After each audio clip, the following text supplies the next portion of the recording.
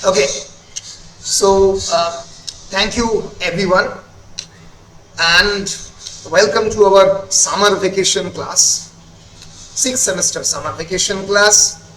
আমাদের পরীক্ষা সামনে এগিয়ে আসছে, যদিও বিশ্ববিদ্যালয় এখনো অ্যানাউন্স করেনি যে কবে নাগাদ পরীক্ষা হবে।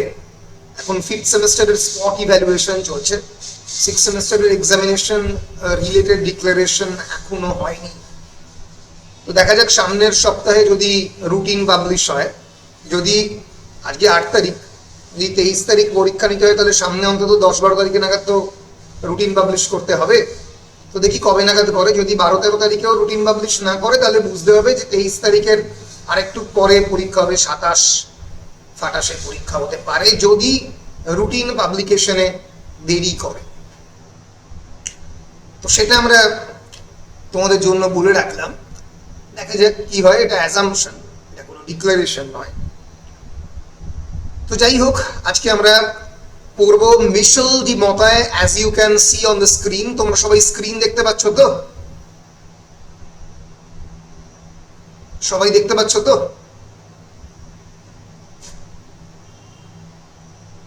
একটু বলো। হ্যাঁ স্যার, দেখতে পাচ্ছি। বেশ বেশ। তো আজকে আমরা মিশেল ডি মতায়ের অফ ক্যান্ডলস পড়ব। আমরা শুরু করি। প্রথমেই কয়েকটা বেসিক কথা। 1 নম্বর হচ্ছে who was Michel de Montaigne. Remember the spelling, MONTIGNE। অনেকে মতায় উচ্চারণ করে, the French pronunciation is actually Montaigne. অনেক মন্টেইন উচ্চারণ করে, MONTIGNE মন্টেইন অনেকে বলে, অনেকে মতায় বলে, যার যেরকম ইচ্ছে। Basically Montaigne, Michel de Montaigne or Montaigne, he is a very important essayist in the Renaissance period, almost a contemporary of Sir Francis Bacon. তোমরা যদি ফ্রান্সিস বেকনের এসে কেউ পড়ে থাকো তাহলে বিশেষ করে of studies of travel and the others, তিনিও একজন ব্রিটিশ ফিলোসফার ছিলেন এবং ব্রিটিশ অ্যাডমিনিস্ট্রেটর ছিলেন, former high chancellor of the great Britain, এই যে ফ্রান্সিস বেকন। বেকন এবং মতায় প্রায় কন্টেম্পোরারি এবং অনেকেই বলে Francis Bacon was tremendously influenced by Michel de Montaigne. ফলে বেকনের এসে যদি তোমরা কেউ পড়ে থাকো, তোমরা কি তোমাদের সিলেবাসে কি বেকনের এসে ছিল এখনো পর্যন্ত? ছিল মনে হচ্ছে একবার, নাকি অফ স্টাডিজ ছিল? হ্যাঁ স্যার, হ্যাঁ স্যার ছিল। ছিল। তাহলে বেকনের এসে এবং মতায়নের এসে বা মন্টেগনের এসে অনেকটাই তোমরা তার মধ্যে একটা ইন্টার কানেকশন পাবে। দুজনেই বিভিন্ন টপিক নিয়ে লিখেছেন, religion, on philosophy, on administration, on kingship, on science and scientific methods. Both were Renaissance philosophers, and both of their writings are instructive handbooks, are like notebooks for the future administrators or scientists, যারা ভবিষ্যতের renaissance প্রশাসক, তাদের জন্য একটা হ্যান্ডবুকের মতো কাজ করে। এর ফলে তাদের লেখার ধরনটা খুব প্রেসক্রিপটিভ। যেমন ডাক্তার প্রেসক্রিপশন দেয় যে তোমার যদি থাইরয়েড হরমোন সিক্রেশন না হয় তাহলে থাইরোনর্ম 125, ডায়াবেটিসের জন্য একটা বিশেষ ওষুধ লিখে দিল যে এইটা নিলে তোমার শরীর ভালো থাকবে। এইরকমই এই এসেইস্টদের ধরনটা ছিল অনেকটাই প্রেসক্রিপটিভ। অল্প লিখত, কম লিখত, তাদের ওপিনিয়ন এক্সপ্রেস করেছেন জীবনের বিভিন্ন ক্ষেত্র নিয়ে। দেয়ার এসেস আর ভেরি ওপিনিয়নেটেড। তারা তাদের নিজেদের বক্তব্য পরিষ্কার বলে দিলেন, এবার তোমরা যেটা করবে সেটা তোমাদের বিষয়। এই হচ্ছে ফ্রান্সিস বেকন এবং মতায়ের writing style. They are very much prescriptive they are very much instructive as well as they are very pedantic মানে মানে তোমাকে জ্ঞান দেওয়ার মতো, তোমায় জ্ঞান দিয়ে চলে গেলেন। তো এই হচ্ছে ফ্রান্সিস বেকন, যার এসে তোমরা পড়েছো from 1561 to 1616, and this is মিশেল মতায়, যার এসে আমরা পড়ব একটু আগে from 1533 to 1592, was one of the most famous French philosophers of the French Renaissance. আমরা জানি সেই সময় গোটা ইউরোপ জুড়ে নবজাগরণ চলছে, and he is known for popularizing the genre of the essay. He is known for popularizing the essay as a literary genre. সাহিত্যের একটা classification হিসেবে প্রবন্ধকে তুলে আনার ক্ষেত্রে, তার জনপ্রিয়তা বাড়ানোর ক্ষেত্রে মিশেল ডি মতায় একটি গুরুত্বপূর্ণ ভূমিকা পালন করেছেন। মাত্র 59 বছর বয়সে মারা গেছেন। আমাদের এই যে এসেটা অফ ক্যানিবালস অনেকটাই এথনোলজিক্যাল বা এথনোগ্রাফিক্যাল রাইটিং, একটা বিশেষ স্টাডি অফ দ্য রেস আমরা বলবো, study of a particular type of people, সেটা কি আমরা দেখব। কিন্তু ইন জেনারেল তার his essays contain of various casual anecdotes মানে স্টোরি ইন পয়েন্ট। একটা এসের প্রবন্ধ লিখতে গিয়ে একটা ছোট গল্প বলে দিলেন, তারা যাকে এই পার্টিকুলার এসেতে ব্রাজিলিয়ানদের নিয়ে লিখছেন, লিখতে লিখতে বিভিন্ন রেফারেন্স, হিস্টোরিক্যাল রেফারেন্স দিতে দিতে গেছেন। তার যে প্রবন্ধগুচ্ছ থেকে আমরা এই অফ ক্যানিবালস নামক এসেটি পড়ব, সেটি হচ্ছে এই মতায়ের লেখা বিখ্যাত বই essays. Essays contained 107 chapters of varying length. 107 মানে 107টা প্রায় প্রবন্ধ এর মধ্যে ছিল, and it is divided into 3 books. They were originally written in a particular variety of the French known as the Middle French, a particular historical division of the French language in the 14th, 15th century.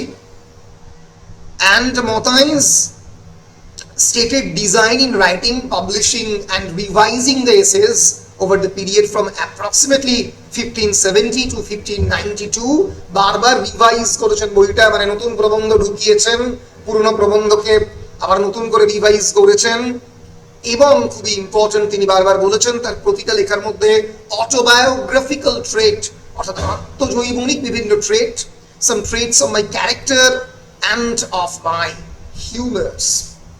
তার যে ভেতরের যে হাস্যরসাত্মক যে মানুষটা মতায়ের এসের মধ্যে কিন্তু খুব ভীষণ পরিমাণে এই হিউমার বিষয়টা ছিল। ফলে the actual pronunciation in French is the essays, ESSAIS, French language essays, and English আমরা essays বলি। from 1570 to 1592 বিভিন্ন সময় লেখা হয়েছে। প্রথম পাবলিকেশন ডেট 1580, 1580 পাবলিশ হয়।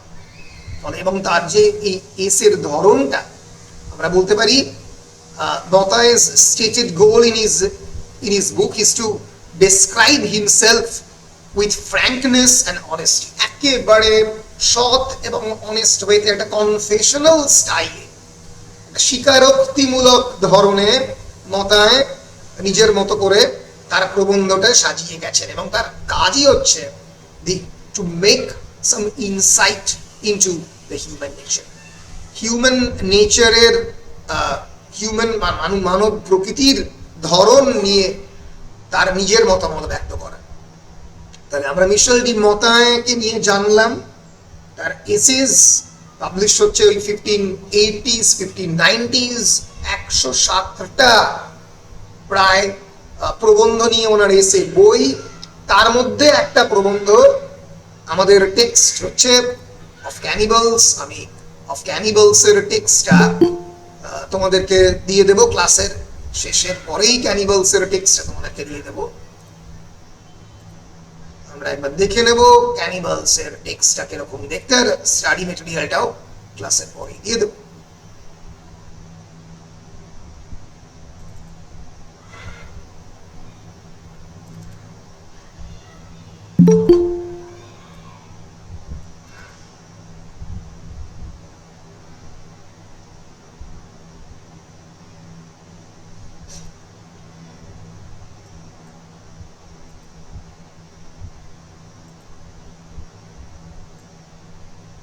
বেশ, তাহলে এই হচ্ছে অফ ক্যানিবালস এর টেক্সট, ঠিক আছে।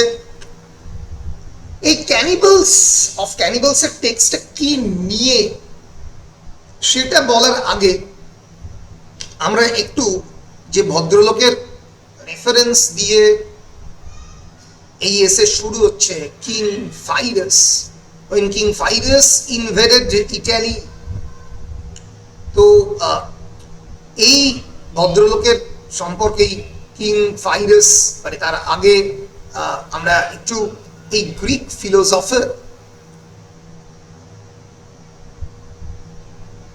ফাইরো, PYRRHO,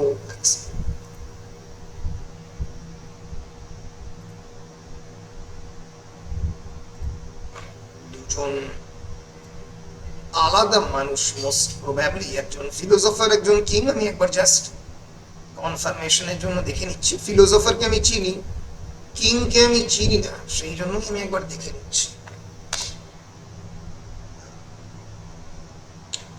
ফাইরাস অফ এপিরাস, ইনি হচ্ছেন একজন রাজা, তার রেফারেন্স দিয়ে শুরু হচ্ছে। কিন্তু তার আগে আমরা একবার পাইরো সম্পর্কে কয়েকটা জিনিসপত্র জেনে নেব। এই হচ্ছে ভদ্রলোক, কারণ তার যে influence on Michel de Montaigne, that was huge. So who was Philo? Philo is a Greek philosopher of classical antiquity, বুঝতেই পারছো, from 360 to 270 BC, before Christ, 360 থেকে 270 before Christ এর Greek philosopher of the classical antiquity, classical Greece, এবং তিনি প্রথম যিনি সন্দেহবাদ তার জন্ম দেন। He was the founder of the philosophy of the Pyrrhonism. এই philosophy, he was a skeptic philosopher. Philosophical skepticism মানে হচ্ছে when you are questioning the possibility of knowledge, এবং গোটা টেক্সট জুড়ে, এই টেক্সট অফ ক্যানিবালস এর টেক্সট জুড়ে মতায় কিন্তু is বারবার, is repeatedly questioning the very system of the knowledge. জ্ঞান সহজে সংগ্রহ করা সম্ভব কিনা, জ্ঞান কেমন করে সহজে সংগ্রহ করা সম্ভব, কাকে কমন সেন্স বলে, আদৌ ক্যানিবালিজম মানে হচ্ছে যদি আমি মানুষ হয়ে মানুষের মাংস খাই, to eat the meat of the same species is known as cannibalism, তাই তো, তাকে ক্যানিবালিজম বলে। আমরা দেখবো হিউম্যান ক্যানিবালিজম কাকে বলে। তো ক্যানিবালিজম মানেই কি খারাপ? সভ্যতা কাকে বলে? What is the definition of civilization? আমরা কেন যারা ক্যানিবাল, যারা ট্রাইবাল মানুষজন, যারা মানুষের নিজেদের স্পিসিসের মাংস নিজেরা খায়, তাদেরকে কেন আমরা আনসিভিলাইজড বলি? কলোনিয়ালিজম কি আসলে সিভিলাইজেশন? ঔপনিবেশিকতা কি আসলে সভ্যতার একটা ধরন? আসলে কি আমরা সভ্য? আসলে কি এই যে ইউরোপিয়ান কলোনিয়ালিজম, যেটা রেনেসন্স টাইমে সব থেকে বেশি ফ্লারিশ করে, সেটা কি আসলে সভ্যতার একটা ধরন?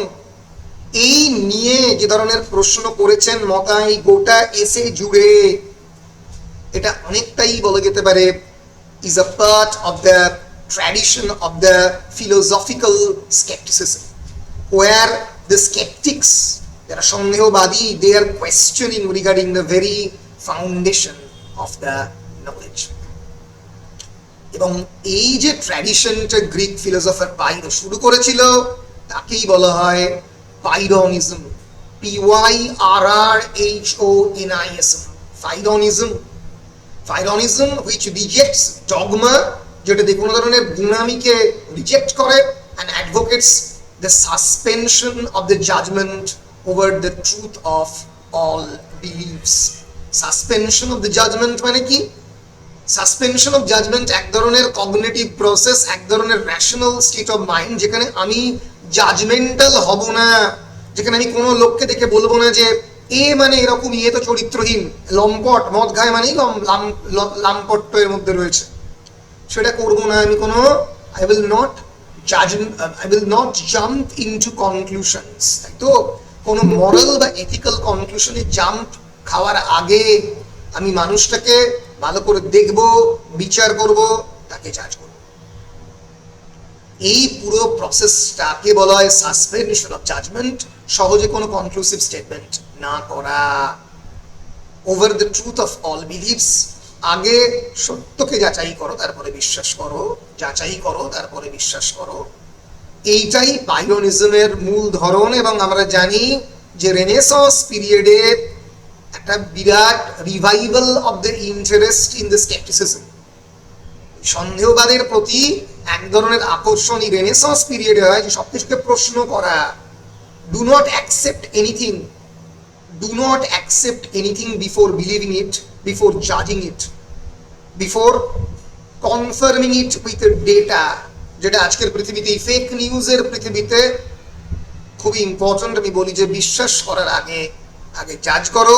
এই কথাই বহু বছর আগে মিশেল ডি মতায়, তার যে ফিলোসফিক্যাল গডফাদার গ্রিক ফিলোসফার পাইলো, তার কথা, তার এই বিখ্যাত প্রবন্ধ অফ ক্যানিবালসে বলে গেছেন তার ইনফ্লুয়েন্সের মধ্যে পড়েছে, তার প্রভাব পড়েছে। তার প্রভাব পড়েছে এই 107টা প্রবন্ধ, যেটা তিনি এসেজ আকারে পাবলিশ করেছেন ফ্রম 1570 টু 1592।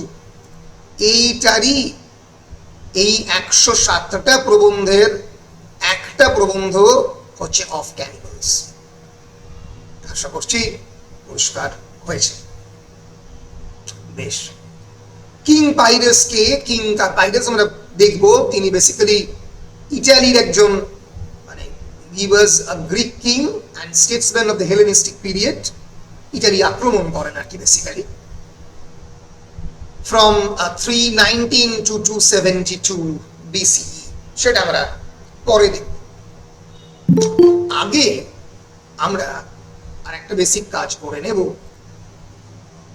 সেটা হচ্ছে এই প্রবন্ধটা বেসিক্যালি কি নিয়ে সেটা আমরা একবার দেখে নেব। তাহলে প্রবন্ধ পাবলিশ হচ্ছে 1580-তে, এটা এক ধরনের ফিলোসফিক্যাল এসের জনরা।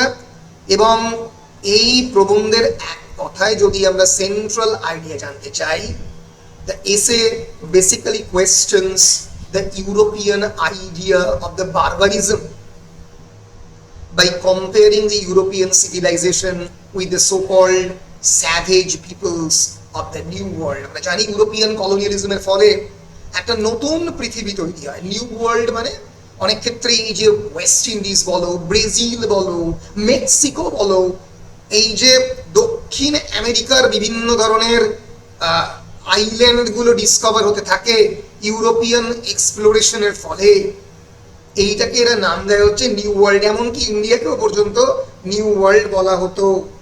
আমি একবার দেখে নেব কলোনিয়ালিজম।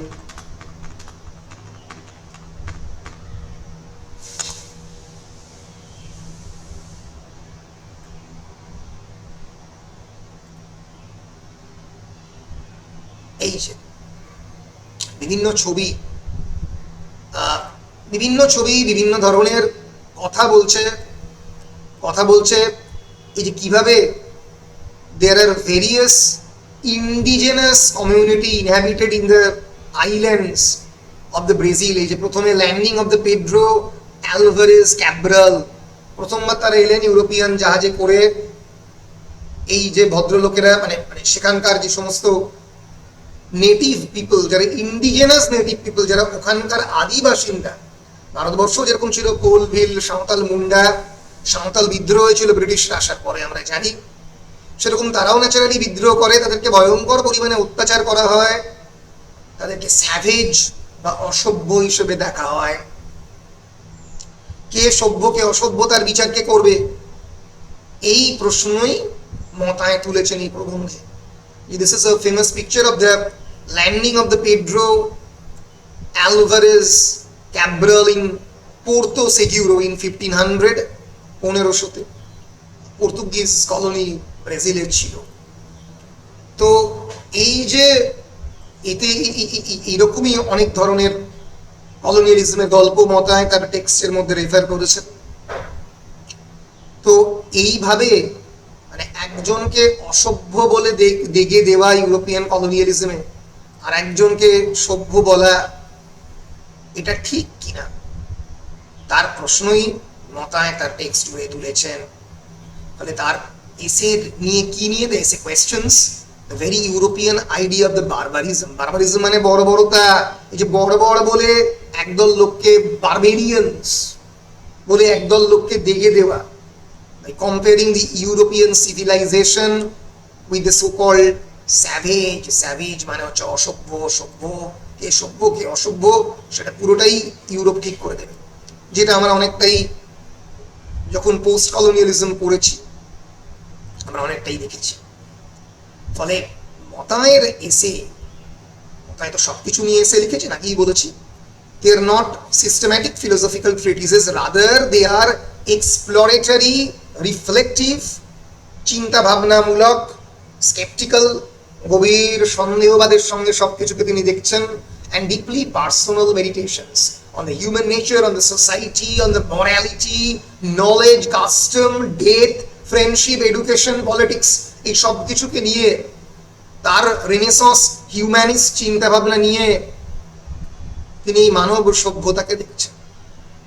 ঠিক আছে, তাহলে এই গল্পের, এই গল্প নয়, এই প্রবন্ধের মূল জায়গা হচ্ছে particularly to see European exploration and European colonization, ইউরোপের যে উপনিবেশবাদ তার দিকে তাকানো, and the so-called new world which had recently entered the European imagination after voyages into the Americas. Americas মানে দুটো আমেরিকা, নর্থ আমেরিকা, একটা সাউথ আমেরিকা, যেখানে France, Portugal, Spain and other European powers, আমরা জানি ব্রাজিলে পর্তুগালরা গিয়েছিল, স্প্যানিশরাও পরবর্তীকালে পৌঁছে যায়, সেখানে ব্রাজিলের ল্যাঙ্গুয়েজ দেখবে পর্তুগিজ এবং স্প্যানিশ মেশানো।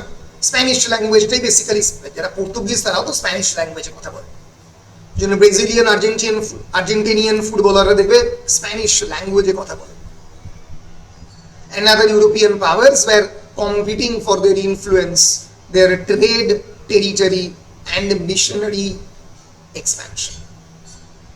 ফলে এই যে তাদের যে মিশনারি এক্সপ্যানশন, তারা সিভিলাইজড না বারবেরিয়ান, এই নিয়ে তর্কতেই আমরা এই অফ ক্যানিবালসের একটা বড় অংশ দেখব। তাহলে আমরা যদি একটু লেখার চেষ্টা করি যে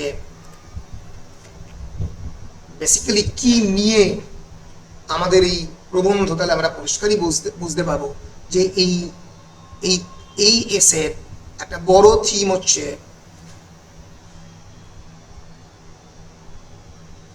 ইউরোপিয়ান কলোনিয়ালিজম। তাহলে এই এসের একটা বড় থিম কি? ইউরোপিয়ান কলোনিয়ালিজম, তার সঙ্গে সঙ্গে its division, the colonialism into the new world.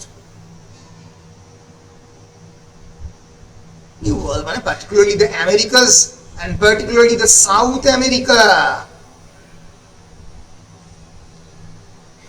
more particularly ব্রাজিলের রেফারেন্স এখানে বারবার আসবে, ব্রাজিলিয়ান ইন্ডিজিনাস কমিউনিটি রেফারেন্স এই টেক্সটের মধ্যে বারবার আসবে।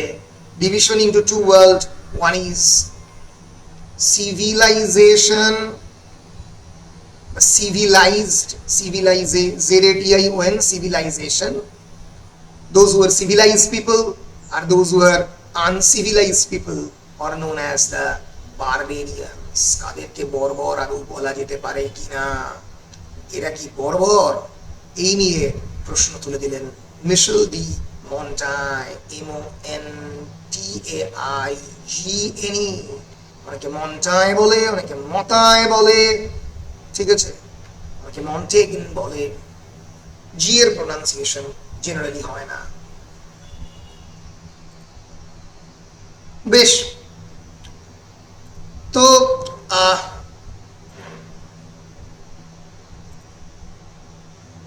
মতায় তার এই এসেতে রেফার করছেন French colonial experiment in Brazil associated with Nicolas Durandi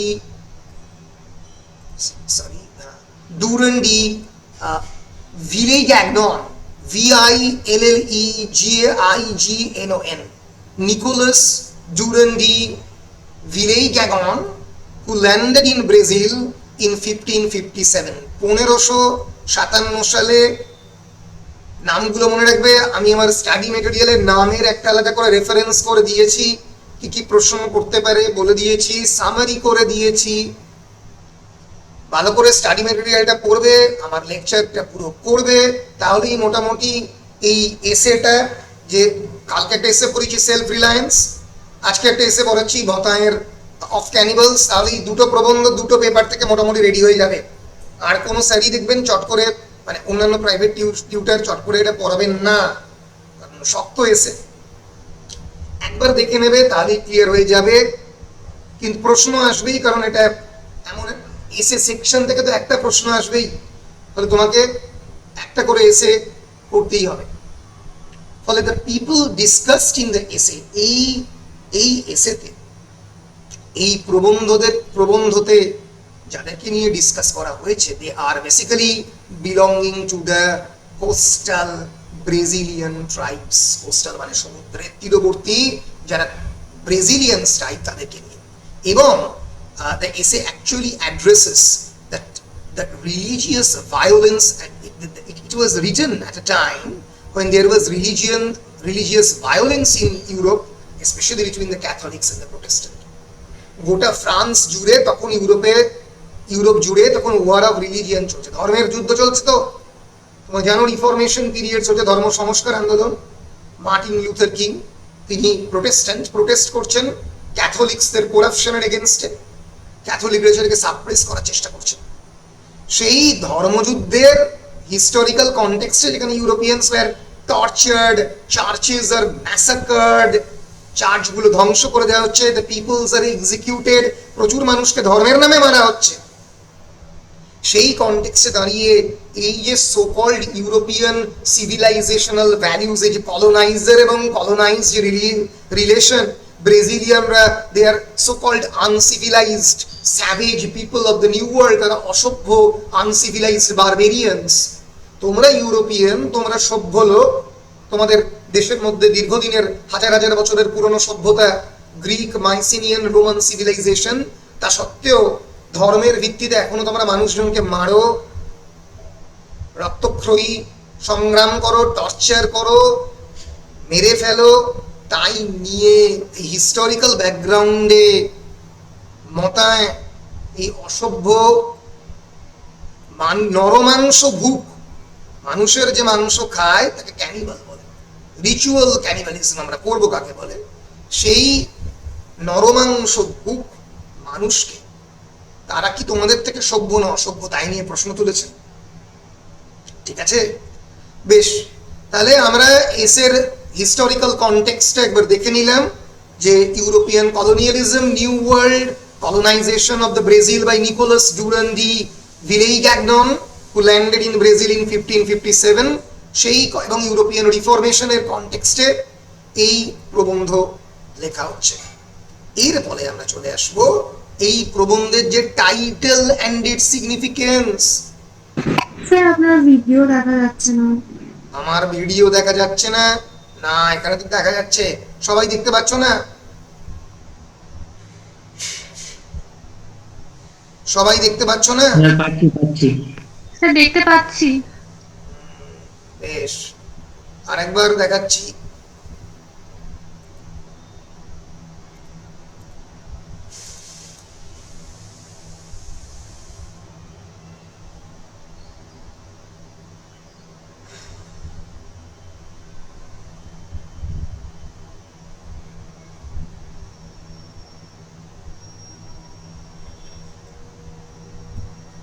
এইবার দেখতে পাচ্ছ?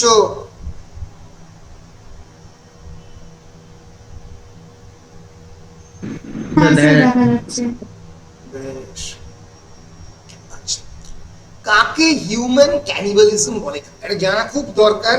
এটা জেনে রাখো, কারণ এটা বিভিন্ন ভবিষ্যতের ডাব্লিউবিসিএস থেকে শুরু করে যখন কম্পিটিটিভ এক্সামিনেশন দিলেও এই নিয়ে প্রশ্ন আসে, অ্যানথ্রোপোলজি স্পেশাল পেপার নিলে তো আসবেই। Basically what is cannibalism? Cannibalism is the act or practice of the humans eating the flesh or the internal organs of the other human beings. আমি যদি বাংলা কথায় আমি যদি মানুষ হয়ে মানুষের মাংস খাই তাকে হিউম্যান ক্যানিবালিজম বলবে, কাক যদি কাকের মাংস খায় তাকে ক্যানিবালিজম বা অ্যানিমাল ক্যানিবালিজম বলবে। জেনারেলি ক্যানিবালিজম অন্যান্য স্পিসিসের মধ্যে, অন্যান্য অ্যানিমাল স্পিসিসের মধ্যে অনেক সময় এক্সিস্ট করে, হিউম্যানদের মধ্যে করে না। কয়েকটা স্পিসিস অফকোর্স রয়েছে, এখনো আন্দামানে জারোয়া রয়েছে যারা মানুষের মাংস খায়, ভারতবর্ষেই রয়েছে, গোটা পৃথিবীতেও বিভিন্ন জায়গায় রয়েছে। কিন্তু জেনারেলি ধরা হয়ে থাকে যে anatomically the modern humans, the Neanderthals and the Homo antecessor, তারাও দে হ্যাভ প্র্যাকটিসড ক্যানিবালিজম। কিন্তু পরবর্তীকালে মোটামুটি যবে থেকে হোমোসেপিয়েন্স ক্রিয়েট হয়েছে, হোমোসেপিয়েন্স মানে দ্য ওয়াইজ হিউম্যান, নিয়ান্ডারথালের পরে এসছে হোমো হ্যাবিলিস, যারা হোমো হ্যাবিটাট তৈরি করেছে, এসছে হোমো ইরেক্টাস, যারা প্রপারলি দাঁড়াতে শিখেছে, ইরেকশন করে শির দাঁড়া সোজা করে। তারপরে এসছে হোমোসেপিয়েন্স, দ্য ওয়াইজ হিউম্যানস, তারা মোটামুটি নিজেদের মাংস, habit of eating the human flash ছেড়ে দিয়েছে খাওয়া, ইন জেনারেল মানে সিভিলাইজ জায়গাতে। কিন্তু পৃথিবীর বিভিন্ন জায়গাতে এখনো এই ক্যানিবালিজম রয়েছে, ট্রাইবদের মধ্যে রয়েছে, ইন্ডিজিনাস কমিউনিটির মধ্যে রয়েছে। তখন যখন মতায় লিখছেন অ্যারাউন্ড 1500-1600 এই সময়, তখন তো রয়েছে।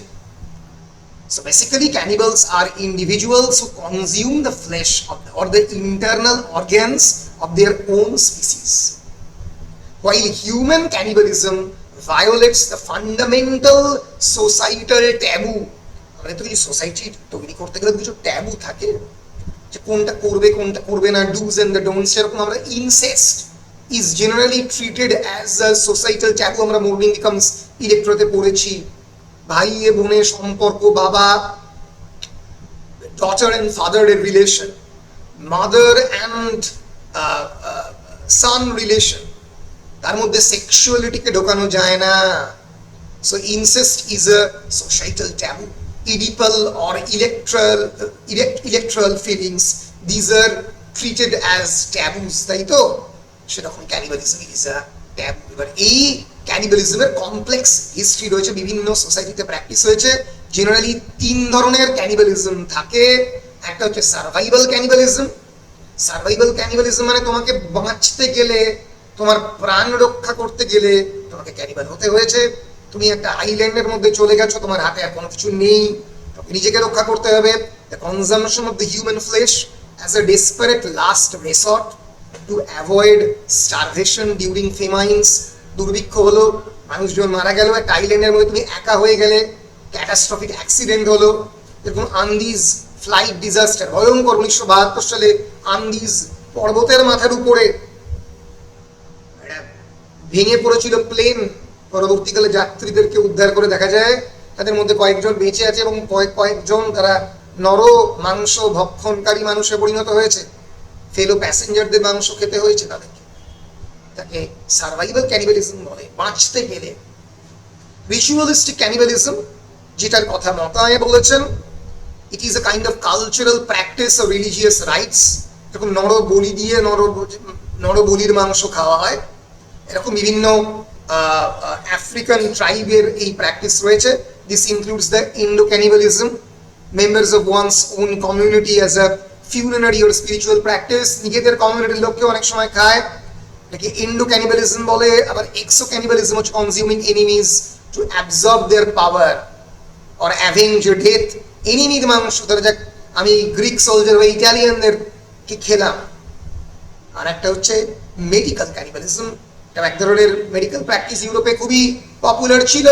যে যদি তুমি মানুষের বডির কোনো একটা পার্ট খাও, ধরো যে তুমি লিভার খেলে, তাহলে তোমার লিভার স্ট্রং হবে, এরকম একটা ধারণা, হয়তো ভুল ধারণা, কিন্তু এরকম একটা ধারণা নিয়ে বিভিন্ন যারা doctor, many medicants in the contemporary Europe of the 14th, 15th, 16th century Renaissance Europe, তারা অনেক সময় they prescribe the eating of the human body parts, ঠিক আছে, like the ground of mummies, মানুষ মারা গেছে দীর্ঘদিন ধরে, সেই মামির part they were actually consumed in order to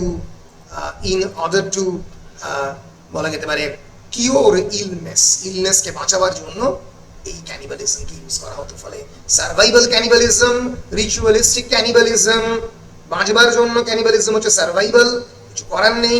ritualistic হচ্ছে কালচারাল প্র্যাকটিসের পার্ট, যার কথা মতায় বলেছেন।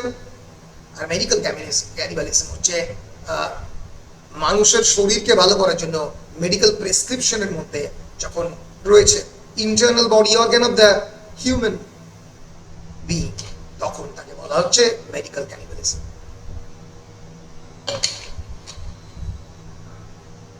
আশা করছি পরিষ্কার হয়েছে ক্যানিবালিজম কাকে বলে, আমাদের কাছে পরিষ্কার হলো। আর একটা বিষয় আমরা একটু দেখে নেব, আমাদের এই যে প্রবন্ধটা, এটা কি রিলেটেড, এটাকে বলা হয় এথনোলজি রিলেটেড, এটাকে কাকে এথনিসিটি বলে আমরা একটু দেখে নেব। এথনিসিটি কি?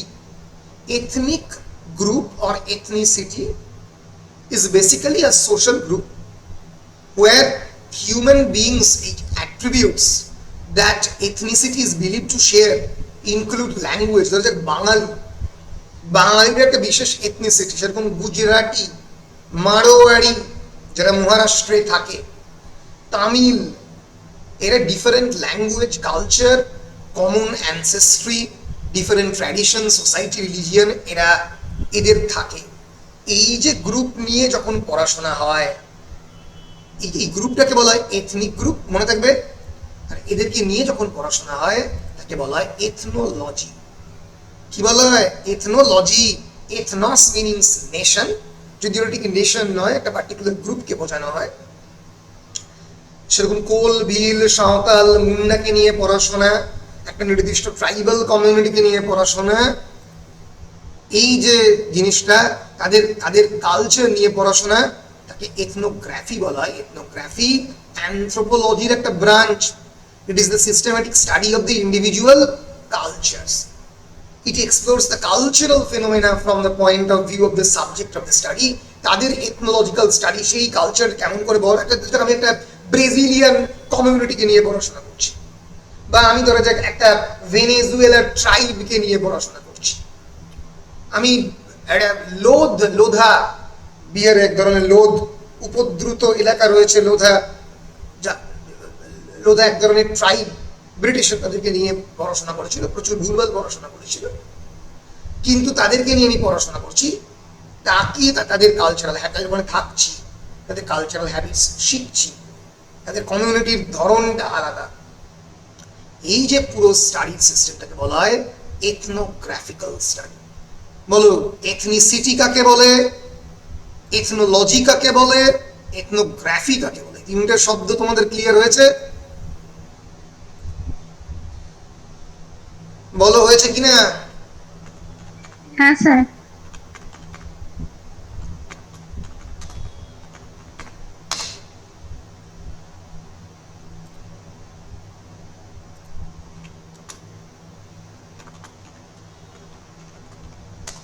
এই যে আমাদের ভিজুয়ালাইজেশনের জন্য বলছি যে এই যে ধরা যাক বিভিন্ন সময়ই আমরা দেখেছি, যদিও এটা অত্যন্ত একটা কলোনিয়ালিস্ট পয়েন্ট অফ ভিউ, যে সভ্য সাহেবেরা ওই সোকল্ড বারবেরিয়ানদের কাছে যাচ্ছে, গিয়ে তাদেরকে একাডেমিক্যালি স্টাডি করার জন্য তাদেরকে গিনিপিগ হিসেবে ব্যবহার করছে। This is a part of the ethnographical study. তারা তাদের অনেক সময় ল্যাঙ্গুয়েজ নিয়ে স্টাডি করছে, বায়োলজিক্যাল অ্যানথ্রোপোলজি, তাদের বায়োলজি নিয়ে স্টাডি করলে বায়োলজিক্যাল অ্যানথ্রোপোলজি, তাদের পুরনো জিনিস, তাদের বিভিন্ন রেখে যাওয়া ঘট, বাটি, এগুলো নিয়ে স্টাডি করলে আর্কিওলজি হয়ে যাচ্ছে, মানে অ্যানথ্রোপোলজিক্যাল আর্কিওলজি। তাদের ভাষা নিয়ে স্টাডি করলে অ্যানথ্রোপোলজিক্যাল লিঙ্গুইস্টিক্স। ঠিক আছে, এইভাবে অ্যানথ্রোপোলজিক্যাল অনেক কিছু, মানে anthropological study, ethnographical linguistic study, ethnographical political study হতে পারে। পলিটিক্যাল স্টাডি মানে তাদের রাজনৈতিক ব্যবস্থা কিরকম, ঠিক আছে? এইভাবে কিন্তু এই এথনোগ্রাফিক্যাল রিসার্চগুলো ডিজাইন হয়। এরকমই একটা বলে দিতে পারে আর্লি এথনোলজিক্যাল স্টাডি কন্ডাক্ট করছেন আমাদের মিশেল ডি মোতায়। আশা করছি তোমাদের পরিষ্কার হয়েছে। আমি তোমাদেরকে মোটামুটি এসের যে শুরুর দিকের যে বেসিক জিনিসগুলো, এসেটা বেসিক্যালি কি নিয়ে তোমাদেরকে বোঝাতে পেরেছি। বলো পরিষ্কার কি পরিষ্কার নয়? তারপর তাহলে এই এসেটা কি নিয়ে বেসিক্যালি বলছে আরেকবার বলে দেবো, দিয়ে আমি 1 সেকেন্ড একটু ওয়াশরুমে যাব। Who is truly barbarians? কারা barbarian? Who is called a cannibal or the civilized European who tortures, who deceives, exploits and kills in the name of the religion, empire and power? তাহলে কারা barbarian আর কারা cannibal, এই প্রশ্ন, এই যে philosophical sceptical যে tradition, যেটা পাইরস বা পাইরোনিজম থেকে ইনহেরিট করেছেন এই রেনেসাঁস ফিলোসফার মতায়, এই যে গ্রিক ফিলোসফি থেকে ইনহেরিট করেছেন, যে প্রশ্ন করো, কাকে প্রশ্ন করো? ইউরোপীয় সভ্যতাকে প্রশ্ন করো যে কারা বারবেরিয়ান, কারা সো কল্ড সিভিলাইজড। সেই সমস্ত European civilised who tortures, deceives and exploits, তারা জোর করে অত্যাচার করে, মানুষের কাছ থেকে ইকোনমিক ড্রেনেজ করে নেয়, টাকা তুলে নিয়ে চলে যায়, and kills in the name of the religion, ধর্মের নামে, সাম্রাজ্যের নামে, ক্ষমতার নামে যারা মানুষকে মারে, তারা কি civilized? So the title of Cannibals is very ironic because it attracts the reader through a sensational subject but gradually transforming into a philosophical critique of the European civilization. Very important. এই লেখাটা title যদিও ক্যানিবালসদের নিয়ে, of ক্যানিবালস, কিন্তু এটা কেবলমাত্র ক্যানিবালদের নিয়ে নয়। এটা আস্তে আস্তে it becomes a philosophical critic, এটা একটা দার্শনিক ক্রিটিক কার? Of the European civilization, European সভ্যতা, সংস্কৃতি। তাই নিয়ে প্রশ্ন তোলা, তাই নিয়ে প্রশ্ন তুলছেন মতা। বুঝতে পেরেছ? ইউরোপিয়ান সভ্যতাকে নিয়ে যে প্রশ্ন, আদৌ সভ্য কিনা তাই নিয়ে প্রশ্ন তুললেন। আমরা বারবার বলেছি মতা এখানে অ্যাটাক করছেন কাকে? একটু আগে এথনোলজি শব্দটাকে আমি শেখালাম, একটা নতুন শব্দ শিখিয়ে দিচ্ছি। মতায় here is attacking the very idea of the ethnocentrism. Ethnocentrism মানে ethnology হচ্ছে study of the other ethnic cultures. Ethnocentrism হচ্ছে the act of judging other cultures solely by the standards and values of their one's own culture. আমি বাঙালি বলে আমি মাছ ভাত খাই, আমি দুপুরের প্লেটে আমার মধ্যে মাছের একটা যদি পেটি না থাকে আমার দুপুরের ভাত হজম হবে না। খুব ভালো কথা, তুমি তোমার কালচারকে সেলিব্রেট করো, কিন্তু আমি এটা বলতে পারি না যে একজন ধোসা খাচ্ছে, যে তামিলিয়ান বা ব্যাঙ্গালোরের একটা ক্যাফেতে বসে যে ছোট মতো ফিল্টার কফি খাচ্ছে, সেটা খারাপ। আবার কেমন খাবার বেড়াতে গিয়ে অনেকে করে, আবার কি কি বাজে খেতে সাউথ ইন্ডিয়ান খাবার। আরে তুমি যেখানে বেড়াতে গেছো তাদের কালচারকে চেনো। তুমি কেবলমাত্র হরিদ্বারে গিয়ে, দিল্লিতে গিয়ে গরম গরম ফুলকো লুচি খাবে, এটা তো হতে পারে না। 1 সেকেন্ড।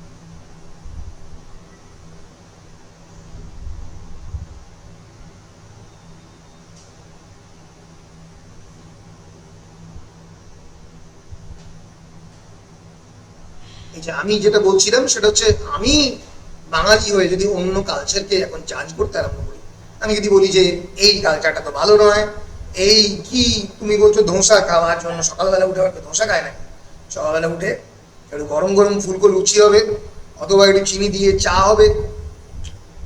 ফলে এই যে দ্য অ্যাক্ট অফ জাজিং, ভ্যালু জাজমেন্ট, আমার নিজের মূল্যবোধ দিয়ে আমি অন্যান্য মূল্যবোধ এটাকে খারাপ এটাকে ভালো বলছি। কেউ একজন অফিসে কাজ করে রাত্রির 11টার সময় ফিরছে, সেই মহিলাকে আমি জাজ করছি। এটা এথনোসেন্ট্রিক জাজমেন্ট নয়, কিন্তু এটা এক ধরনের কালচারাল জাজমেন্ট। সো এই যে ethnocentrism is the act of জাজিং other cultures by solely on the standards and values of their own. It involves the belief that your own ethnic group or culture is superior. এটা কলোনিয়ালিজমের মূল কথা, তাই তো? কলোনিয়ালিজমের মূল কথা কি? যে আমাদের কালচার হচ্ছে superior culture. So it results in the perception of the unfamiliar cultural practices and render it as strange, incorrect and inferior. আমি অন্যান্য কালচারকে ইনফিরিয়র বলছি, তাই দিয়ে শেষ করছি। এই এথনোসেন্ট্রিজমটাকে অ্যাটাক করছেন মোতাহার। বলছেন না, কেবলমাত্র নিজের কালচারকে সুপিরিয়র বলে নয়, অন্য কালচারকে তাদের ভ্যালু জাজমেন্ট, তাদের ভ্যালু সিস্টেম দিয়ে, তাদের বিলিফ সিস্টেম দিয়ে তুমি জাজ করো। পরিষ্কার? বেশ, এরপরে আমি একটা সামারি আমরা পড়ার চেষ্টা করব এই অফ ক্যানিবালস। এই প্রবন্ধটা মিশেল ডি বতায় শুরু করছেন when King Pyrrhus invaded Italy, having viewed and considered the order of the army of the Romans sent out to meet him. I know not, said he, what kind of barbarians. মানে ভাবো, সেই সময়কার Roman সভ্যতা পৃথিবীর অন্যতম শ্রেষ্ঠ সভ্যতা, প্রায় গ্রিসের সভ্যতার সঙ্গেই কম্পেয়ার। তা সত্ত্বেও, যেটা পরবর্তীকালে রেনেসাঁসের সময় অলরেডি রেকগনাইজড, এই মিশেল মতায় যখন লিখছেন এই প্রবন্ধটা 1580-1570 এই সময়টাতে, তখন কিন্তু এটা রেকগনাইজ যে পৃথিবীর, কারণ তখন অলরেডি আর্কিওলজিক্যাল ফাইন্ডিংস অনেক ক্ষেত্রে হয়েছে, অনেক ক্ষেত্রে ইউরোপিয়ান হিস্ট্রি কনস্ট্রাকশন তৈরি শুরু হয়ে গেছে। সেখানে রোমানরা কতটা সিভিলাইজড, জুলিয়াস সিজার এরা অনেক আগে এদের সভ্যতার আলো তাদের কাছে গিয়ে পৌঁছেছে, গ্রিকরাও সিভিলাইজড। ফলে দুটো সব থেকে বেশি সভ্য দেশের মধ্যে যখন ইন্টারাকশন হচ্ছে, তখন একটা দেশের রাজা আর একটা দেশের লোকজনকে, মেসেঞ্জারকে যখন মিট করছেন, তাদের হেরাল্ড্রিকে যখন মিট করছেন, তিনি বলছেন যে আমি জানি না বাবা এটা কোন বর্বর লোকেদের সঙ্গে। So for the so-called Greeks, they called the other nations, তারা অন্যান্য নেশনকে এই বারবেরিয়ানই বলতো। মানে বুঝতে পারছো, এই প্রবন্ধ শুরু হচ্ছে এটা বলে যে সব থেকে দুটো সুসভ্য ইউরোপিয়ান দেশের দুই রাজা, কিং পাইরাস যখন যাচ্ছে, গিয়ে মিট করছেন একজন বিখ্যাত গ্রিক স্টেটসম্যান, তিনি মিট করছেন রোমান মেসেঞ্জারকে, ফাইরাস অফ দ্য এপিরাস। এই যে ভদ্রলোক, Greek king and statesman of the Hellenistic period, king of the Molossian. আমরা জানি গ্রিকরা অনেকগুলো নগর রাষ্ট্রে বিভক্ত ছিল, সেরকম একটা নগর রাষ্ট্র ছিল এই মালাসাস নগর রাষ্ট্রে। He later became the king of the Malasas. তো যাই হোক, তো কিং অফ দ্য মলোসিয়ানস, সেখানে গ্রিকদের একটা অঞ্চল মলোসিয়ান, সেখানে রাজা হয় ফাইরাস, 319 থেকে 272 খ্রিস্টপূর্বাব্দ। ফলে মানে এই এত বড় একটা রাজা, সে আরো একটা বিরাট বড় কমিউনিটিকে যখন কলোনাইজ করার চেষ্টা করছেন, তিনি বলছেন এই আবার কি, এরা সব অসভ্য। ফলে এই যে মতাই এসে শুরু করছে with the historical example of the king Pyrrhus, who invaded Italy and saw the Romans army arranged with discipline and order, though Greeks generally called the non-Greeks barbarians. So Pyrrhus admitted that the Roman army had nothing barbarous in order or disposition. তারা barbarian বলে ডাকতো যে কোনো বিদেশি শক্তিকে, কিন্তু পাইরাস বলল যে দেখো বাবা, এই যে রোমান সোলজার, তারা অত্যন্ত ডিসিপ্লিনড এন্ড কালচার, ফলে এই বারবের যে কোনো বিদেশি শক্তি মানেই তারা একটা শব্দ দিয়ে রাখতো, যে কোনো এক্সটার্নাল এনিমি মানেই বর্বর বা বারবেরিয়ান। বলে এরা তো ঠিক বর্বর নয়, এরা তো ডিসিপ্লিন, তাদের কি শব্দ ব্যবহার করবে?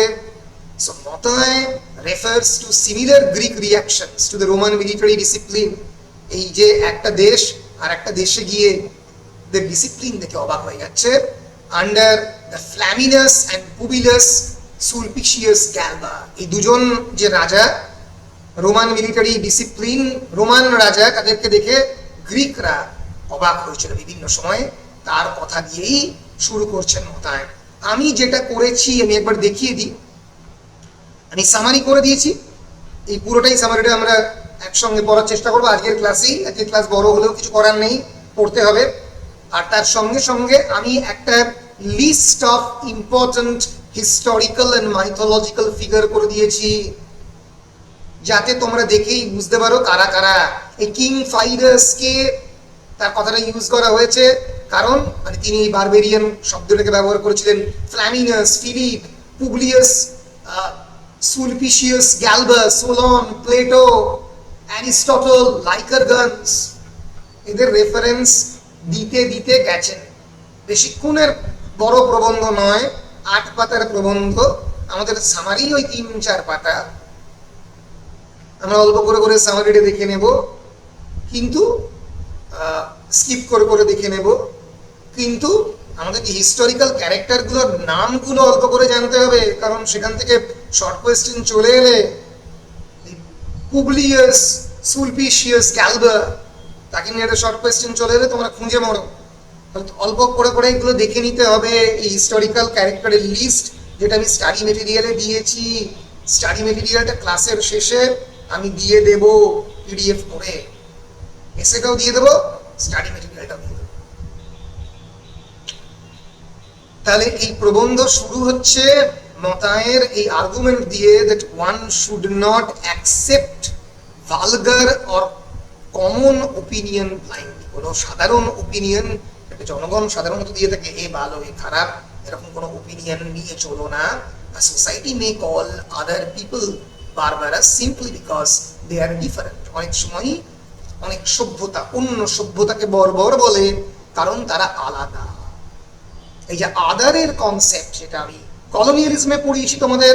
একজন আফ্রিকানের ত্বক, চোখ, নাক, কান দেখতে আলাদা বলে তাদেরকে রেশিয়ালি ইনফিরিয়ার আমরা বলছি।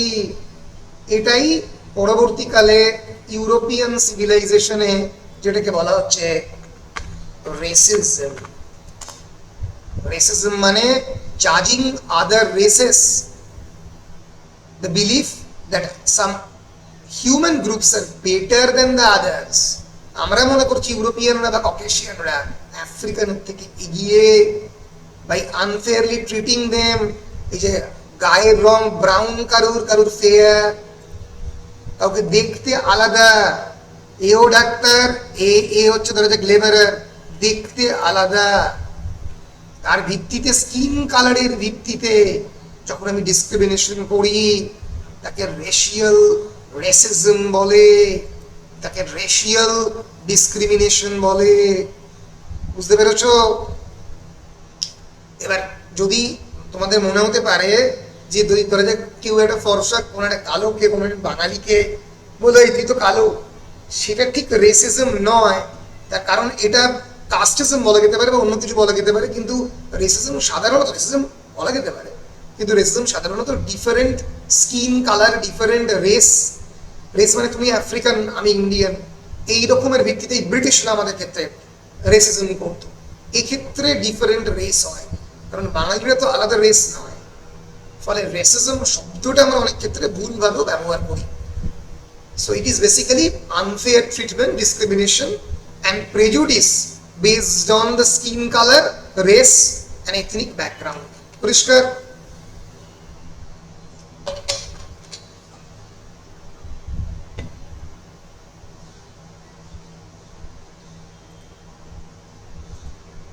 এইটা বলার পরে, এই পাইরাসের কথা বলার পরে তিনি চলে আসছেন নিউ ওয়ার্ল্ডের কথায়। Montaigne turns to the discovery of the new world, নতুন নতুন পৃথিবী যেটা ডিসকভার হচ্ছে, অর্থাৎ নিউ আমেরিকানস, নতুন যে আমেরিকা, দক্ষিণ আফ্রিকা, উত্তর আমেরিকা। হি মেনশনস দ্যাট, আমরা একবার দেখে নেব, এক সেকেন্ড।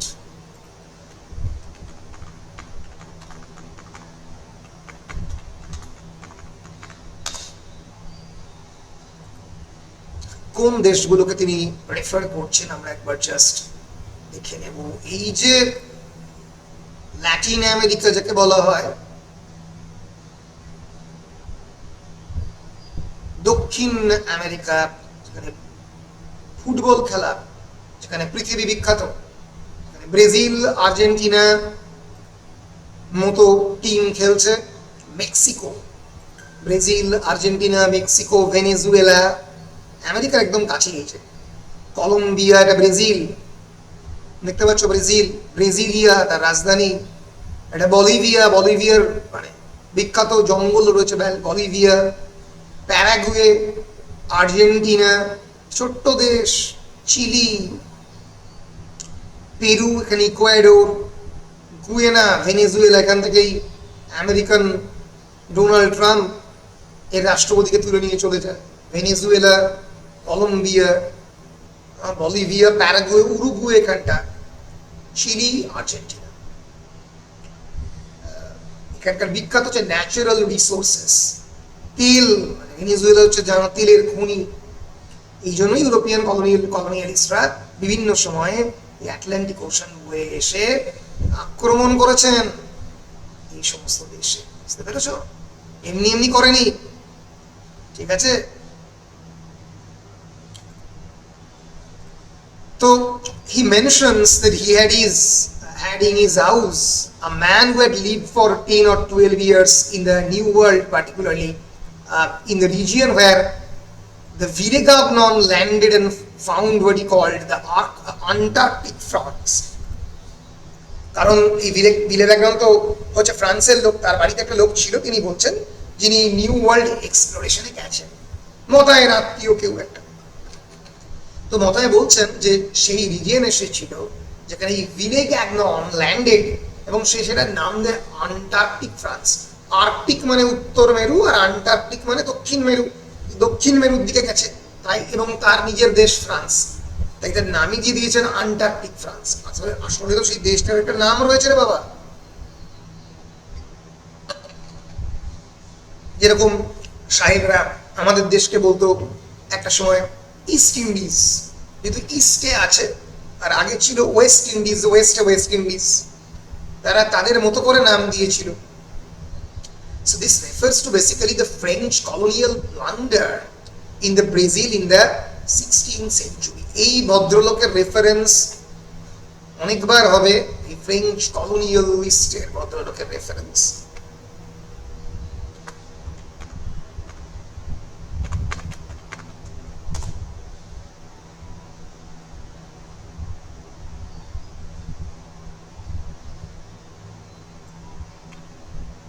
এই ভদ্রলোক 1510 থেকে 1572, Nicolas Durand de Villegaignon, French naval officer and the Knight of the Malta who founded the French Antarctica. এই ভদ্রলোক ডেঞ্জারাস লোক ছিলেন, প্রচুর অত্যাচার করেছেন, commander of the knights of the Malta and later a French naval officer, Vice Admiral of the Britanny, who attempted to help the Huguenots in the France escape persecution. এই ভদ্রলোক হুগেনটসদের হয়ে কাজ করতেন। তো এই অটোমান এম্পায়ারের এগেনস্টেও বহুবার যুদ্ধ করেছেন।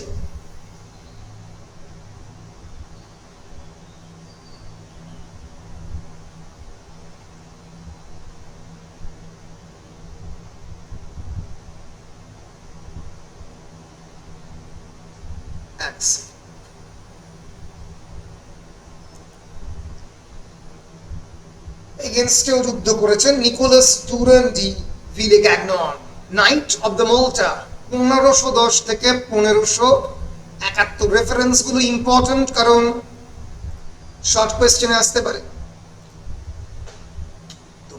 এই মতায় এই ভদ্রলোকের কথা শুনেছেন, যে ভদ্রলোক ফিলিপগনন যেখানে ছিলেন সেখানে গিয়ে কলোনিয়ালিজমের সেখানে তিনি ফার্স্ট অ্যাকাউন্ট হোল্ডার তিনি দেখেছেন।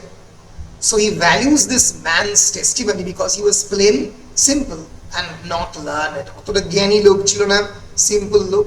And according to Mutai, educated travelers often embellish and distort what they see in order to appear intelligent, authoritative and impressive. Educated লোকেরা নিজেদের মতো করে রং ছড়ায়, সভ্য লোকেদেরকে অসভ্য বলে ইচ্ছে করে, কিন্তু এটা সিম্পল ম্যান সে কিন্তু আর্টিফিশিয়াল লাই বলতে পারবে না।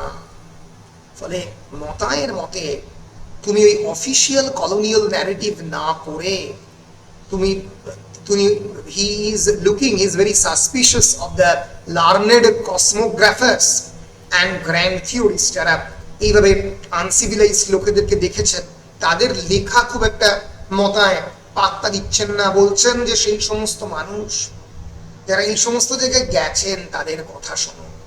আমাদের পক্ষে সেটা শোনা খুব মুশকিল, কারণ আমরা এখন পোস্ট কলোনিয়াল পিরিয়ডে রয়েছি। এরকম মানুষজন ইউরোপিয়ান কলোনিয়াল পিরিয়ডে ছিল, কাকা বা আত্মীয় সে ভারত গেছে, একজন ব্রিটিশের, সে কাকা বা আত্মীয়ের কাছ থেকে কেউ রবার্ট ক্লাইভের আত্মীয় বা কেউ কর্নওয়ালিসের আত্মীয়। এরা ছাড়াও তো অনেক ধরনের ছোটখাটো ব্রিটিশ ইউরোপিয়ান অফিসাররা পৃথিবীর বিভিন্ন দেশে ঘুরে বেড়াতো সেই সময়। তাদের কাছ থেকে কথাটা শুনে মতায় বলছেন সেটা লিপিবদ্ধ করো। সো মতায়েস মেথড আমি আগেই বলেছি is very sceptical, is part of the philosophical sceptical tradition.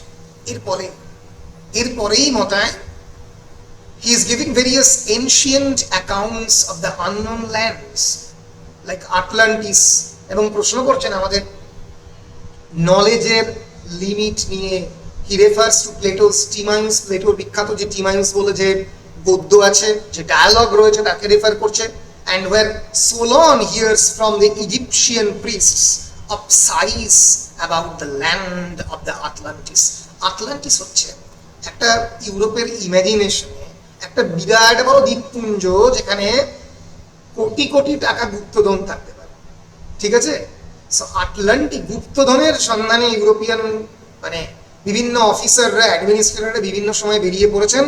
Atlantis was said to be a vast island near the Gibraltar প্রণালীর কাছে, larger than the Asia and the Africa combined. মনে করা হতো যে মানে বিরাট বড় একটা মানে তোমার island whose ruler imaginary whose rulers attempted to conquer many regions before the island was swallowed by flood। এবং এটা এতটাই ইমাজিনারি যে মানে একটা সময় নাকি আটলান্টিস আইল্যান্ডটা পুরোপুরি ফ্লাডের দ্বারা পুরোপুরি ওই সমুদ্র গিলে খেয়ে ফেলে আটলান্টিসকে। তার আগে বহু ইউরোপিয়ান সেইলাররা এখানে গেছে। এবার এই যে জিওগ্রাফিক্যাল ডেসক্রিপশনস, তাই rejects the idea that Atlantis was the same as the New World। তাই বললেন এই ব্রাজিল এবং এই যে ল্যাটিন আমেরিকা এটা আটলান্টিসের মতোই একটা দ্বীপ, বিরাট বড় দ্বীপ যেখানে লোকজন কোটি কোটি টাকা পাবে, গুপ্তধনের সন্ধান পাবে, এরকম কোনো ব্যাপার নয়। এর সঙ্গে বাস্তবের কোনো মিল নেই। ফলে মতায়ের লেখার মধ্যে আমরা প্রথম থেকে কি একটা হিস্টোরিক্যাল অ্যাকিউরেসি দেখতে পাচ্ছি, rather than any kind of grand narrative যেটা সেই সময়কার ইউরোপিয়ান সোলজাররা বা ইউরোপিয়ান ট্রাভেলাররা অনেকেই এরকম ধরনের ইমাজিনারি বক্তব্য দিয়েছেন। সেই বক্তব্য থেকে অনেকটাই আমাদের ফিলোসফার মতায় সরে আসছেন। এরপরে মতায় যে সেকশন নিয়ে বলেছেন, it is about the geographical change and the instability of the earth. Montaigne পণ্ডিত মানুষ, এই মতায় লেখার মধ্যে তোমরা হিস্ট্রি রেফারেন্স পাবে, কলোনিয়ালিজমের রেফারেন্স পাবে, এমনকি জিওগ্রাফিক্যাল চেঞ্জের কথা, ক্লাইমেট চেঞ্জের কথা, যাকে নিয়ে আজকের পৃথিবীতে আমরা বলছি সেই কথা পাবে। So he refers to the lands being divided or joined by water, sand and mud, and he mentions examples such as Sicily and Italy। আমরা জানি ইটালিতে বিভিন্ন ভলক্যানিক ইরাপশন হতো, ইটালি, সাইপ্রাস, সিরিয়া, হ্যাঁ, তারপরে নেগ্রোপন্ড, বোয়েশিয়া কোথায়? ওই ক্যাডমিয়ার কাছেই, ক্যাডামাসের কথা আমরা পড়েছি মেটামরফোসিসে, ইটালির একটা জায়গার নাম বোয়েশিয়া। ফলে এই সমস্ত বিভিন্ন যে জিওগ্রাফিক্যাল চেঞ্জ তার কথা নিয়ে ডিসকাস করলেন মতায়। He quotes Virgil's Aeneid and Horace's De Arte Poetica, Horace's De Arte Poetica এবং বিখ্যাত ভার্জিলের এপিক অ্যানিড থেকে কোট করলেন to illustrate how seas and rivers transform geography.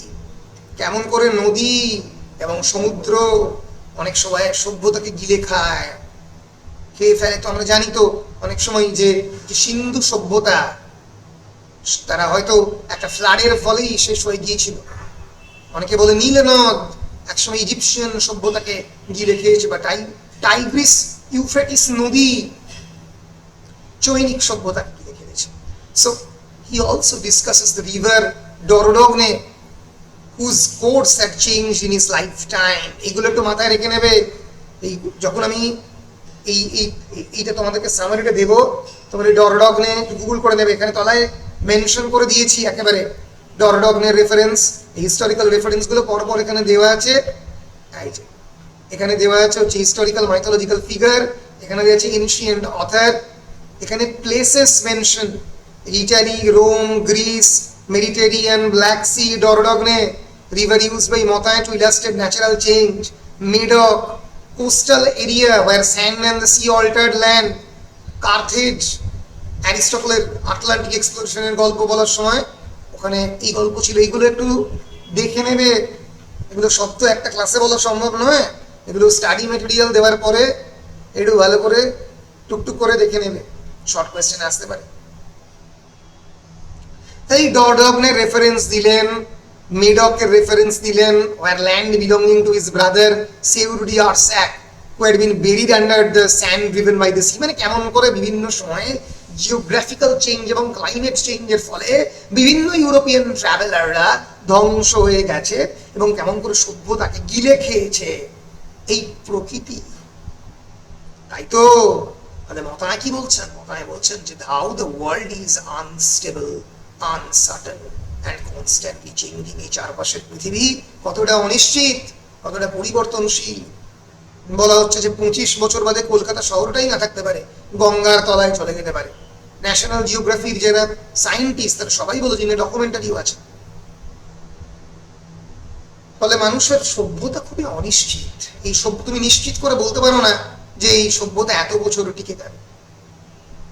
তাই তো human beings should therefore be humble in their claims to the knowledge. Human geography, history and civilization are not fixed. History, geography, civilization এভাবে fixed নয়। মতা এরপরে next refers to another ancient account attributed to Aristotle or to the text known as Unheard of the Miracles. So according to that account, এরপরে আরেকটা গল্প বললেন Aristotle এবং Carthaginian story of the distant island, যেখানে একটা unheard মিরাকেলের গল্প, যেখানে কিছু কিছু ক্ষেত্রে কার্থেনিয়ানরা they cross the Atlantic and discover a fertile island filled with trees, rivers and natural abundance.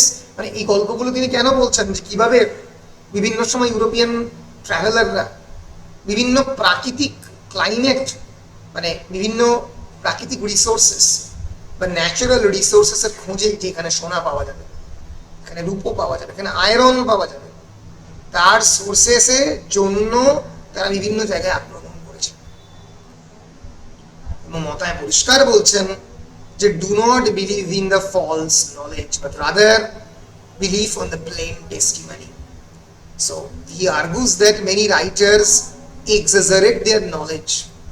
বাড়িয়ে বলছে বহু রাইটার। লর্ড ক্লাইভ বললেন ভারতবর্ষ হচ্ছে সোনার দেশ, যেখানে যাবে সেখানে রূপো সোনা, বিভিন্ন জায়গায় ভারতের উপমহাদেশ সম্পর্কে, ভারতের দেশ সম্পর্কে বহু লোক এরকম বাড়িয়ে বাড়িয়ে কথা বলেছেন।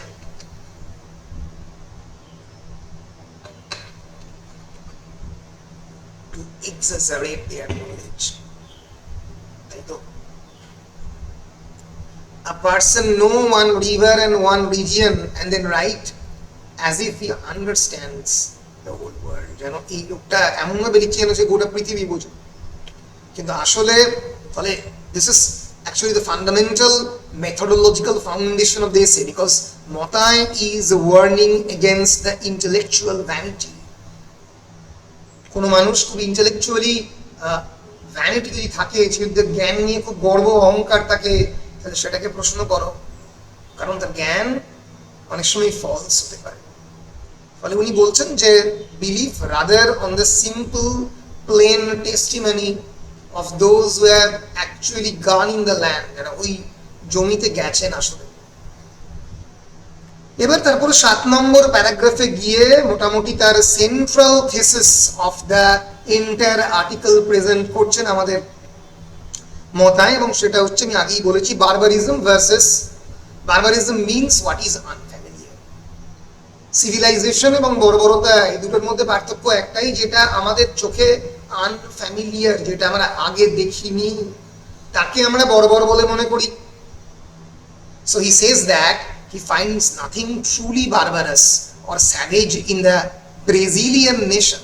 ব্রাজিলে কোনো কিছুই বর্বর নয়, আমাদের চোখে দেখা দৃষ্টিভঙ্গি বর্বর। ভাবো কত বছর আগে, 1570 1580-তে ভারতবর্ষ কলোনাইজ হয়েছে কবে? 1757-তে প্রথম পলাশির যুদ্ধ। সেই 1757-তে ইউরোপিয়ান কলোনাইজড সাহেবরা ভারতীয়দেরকে অসভ্য বলছে।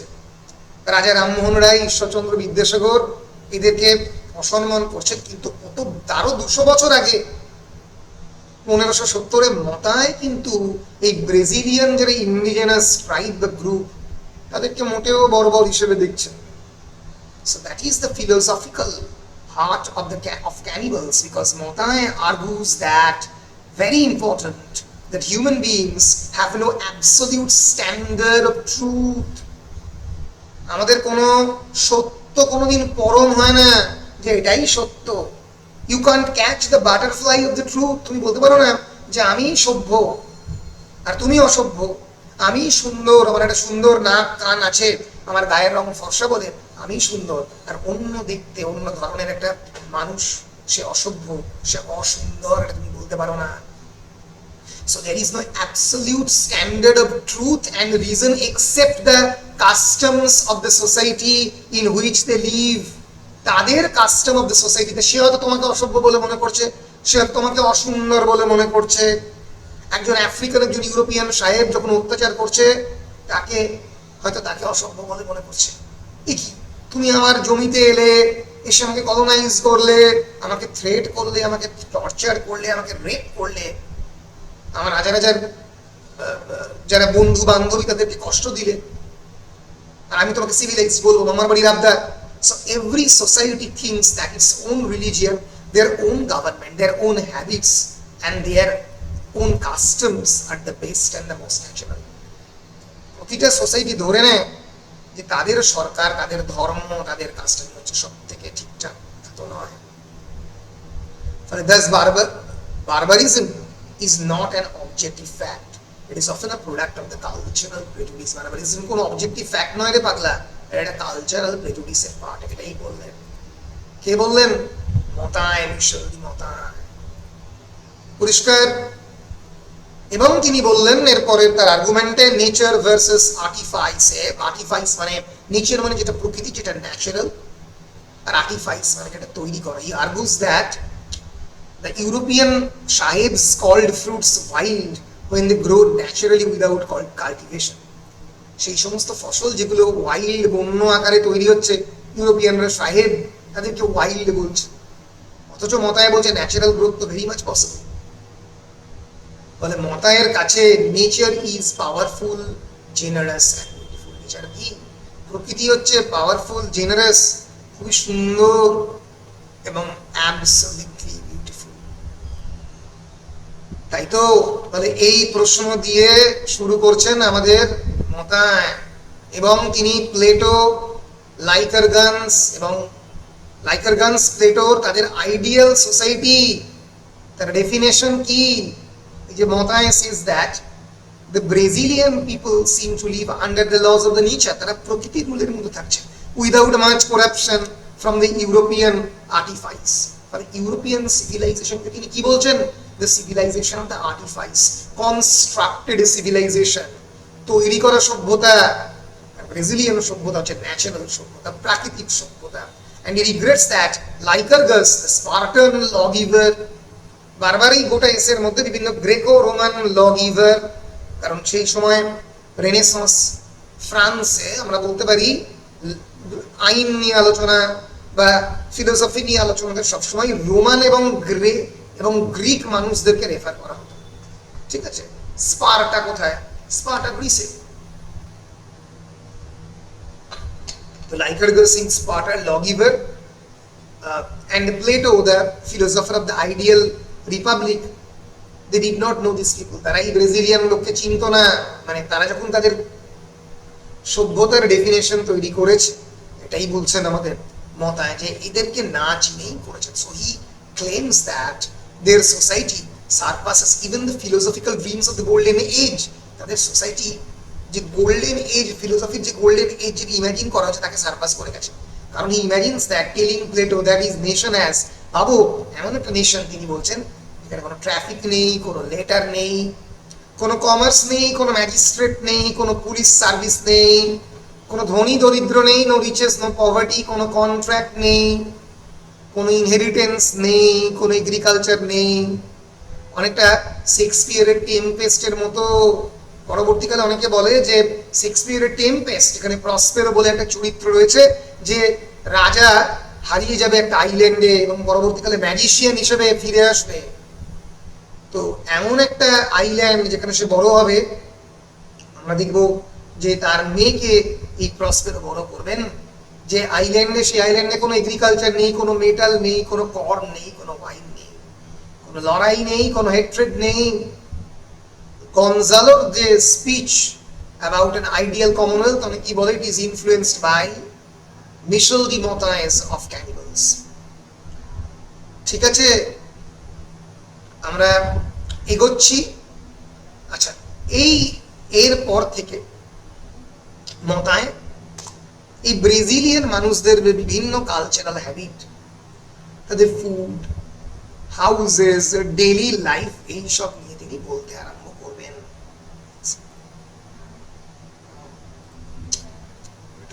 শেষের দিকে যাচ্ছি, একই কথা মোটামুটি। তাহলে তারা একটা অত্যন্ত প্লেজেন্ট এবং temperament country near the sea, সেখানে বসবাস করছে এবং they enjoy abundant fish, flesh, boiling, এইসব এনজয় করছে। আর কি আমরা দেখবো, they are very courageous people in war and love for their wives. তাদের স্ত্রীদেরকে ভালোবাসে। কারণ আমাদের মতো, মানে গ্রিকদের মতোই মতায় বলছেন, বা ফ্রেঞ্চদের মতোই, যারা এভরিডে লাইফ এনজয় করে, স্ত্রীদের ভালোবাসে, কারেজ, সাহস তাদের আছে, তারা প্রতিরোধ গড়ে তোলে, তাদের ভ্যালার অ্যান্ড অ্যাফেকশন তাদের পার্ট অফ লাইফ। মানুষের মতোই আর কি, মানে একটা very ordinary European human being যেরকম, তারাও সেরকম। দে আর ভেরি হার্ডওয়ার্কিং। তাদের ওয়েপন সিস্টেম আছে, অর্নামেন্ট আছে, ডান্স রয়েছে, আর্ট ফর্ম রয়েছে, ক্লিনলিনেস রয়েছে, এবং তাদেরও ধর্ম রয়েছে। So they shape their bodies more neatly than the Europeans, using razors made out of the wood and the stone. Wood এবং স্টোন দিয়ে তৈরি রেজার দিয়ে তারাও তাদের দেহকে পরিষ্কার রাখে, তারাও স্নান করে, তারাও ডান্স ফেস্টিভ্যালে পার্টিসিপেট করে, তারাও প্রিস্ট, প্রফেট, ডিভিনেশন এবং পানিশমেন্ট তাদের সিভিলাইজেশনের মধ্যে রয়েছে। Montaigne compares this with the Scythians. Scythian হলো গ্রিক, যারা হেরোডোটাস, যাদেরকে বলা হতো failed diviners were burnt to death, এই নিয়ে বলছে। এবং তারপরে তিনি বলছেন 14 নম্বর প্যারাগ্রাফে যে ওয়ার হয়েছে এবং ক্যানিবালিজমও তাদের এই সিভিলাইজেশনের মধ্যে রয়েছে। মতা explains that the Brazilian people wage continual war against the island enemies beyond the mountain. তাদের এই আইল্যান্ড লোকেদের এগেনস্টে তাদের যুদ্ধ একে অপরের সঙ্গে চলে, তারা যুদ্ধ থেকে পালিয়ে যায় না, they do not flee from the battle. হ্যাঁ, এবং তিনি এটাও বলছেন যে they treat war as honour and not as conquest, they fight for the war.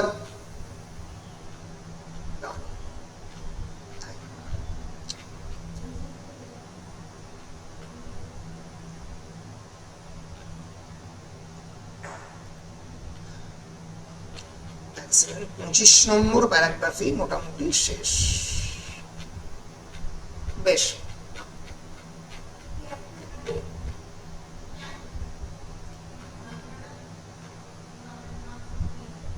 এবং তিনি আর কি বলছেন, তিনি বলছেন যে এই যে পর্তুগিজ ক্রুয়েলটির কথা, কারণ এই ব্রাজিলে প্রথম পর্তুগিজ কলোনি আসে, ফ্রেঞ্চ কলোনি, তারপরে পর্তুগিজ কলোনি। সবাই ক্রুয়েল ছিল, ফ্রেঞ্চরাও ছিল, পর্তুগিজরাও ছিল। So Motai says that Brazilian people observed Portuguese who were allied with their enemies practicing another form of execution. তারা প্রত্যেকে এক্সিকিউট করে, বিভিন্ন ধরনের এক্সিকিউশন করেছে। The Portuguese buried the prisoners up to the West. এত অত্যাচার করতো ওয়েস্ট পর্যন্ত, প্রায় বলা যেতে পারে কোমরও পর্যন্ত তারা তাদেরকে ডুবিয়ে রাখতো। Not shot arrows into their exposed body and then hanged up. তাদের অ্যারোজ দিয়ে তাদেরকে প্রত্যেককে এক্সপোজ করা হতো এবং তারপরে ঝুলিয়ে রাখা হতো। The Brazilian people began imitating this method because they assumed that the Europeans, being greater masters in mischief, ইউরোপিয়ানরা যাদের মিসচিফে তাদেরকে বড় বড় মাস্টার বলে মনে করা হতো, they know a more painful form of revenge. তারা এইভাবে রিভেঞ্জ নিত যন্ত্রণা দিয়ে। কলোনিয়ালিজমের সবচেয়ে খারাপ দিক কি? টর্চার। এই টর্চার ইউরোপিয়ান সাহেবরা করতো, এটাই বলতে চাইছেন তিনি। So this is one of the essays sharpest anti-European movement. Motai suggests that European contact does not civilize indigenous people. সভ্যতা করেনি, যে কন্ট্যাক্ট জোন যেটাকে আমরা বলি, কন্ট্যাক্ট জোন মানে হচ্ছে যেখানে সভ্য এবং অসভ্য লোক একটা জায়গায় মিলল। ইউরোপিয়ান কলোনিয়ালিজম এই কন্ট্যাক্ট জোন ক্রিয়েট করে। আমরা একবার দেখে নেব হোয়াট ইজ কন্ট্যাক্ট জোন।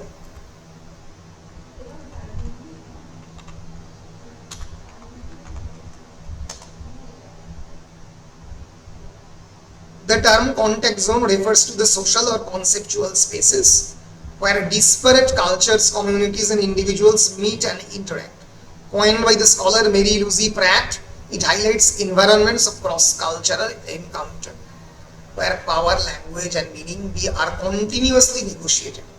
এইখানে যেখানে বিভিন্ন সোশ্যাল কালচার একসঙ্গে একে অপরের সঙ্গে মিট করে, ক্ল্যাশ করে, তাকে বলা হয় contact zone. Mary Louise Pratt এই কন্ট্যাক্ট জোন কথাটাকে ইউজ করেছিলেন। ইউরোপিয়ান কলোনিয়ালিজমে এই কন্ট্যাক্ট জোন বহু জায়গায় তৈরি হয়েছিল। ভারতীয় এবং ইউরোপীয় সভ্যতা যেখানে মিলছে সেটা হচ্ছে কন্ট্যাক্ট জোন। ব্রাজিলিয়ান এবং পর্তুগিজ সভ্যতা যেখানে মিলছে সেটা হচ্ছে কন্ট্যাক্ট জোন। কিন্তু এই কন্ট্যাক্ট জোন একটা ফর্ম অফ ক্রুয়েলটি কেবলমাত্র তৈরি করছে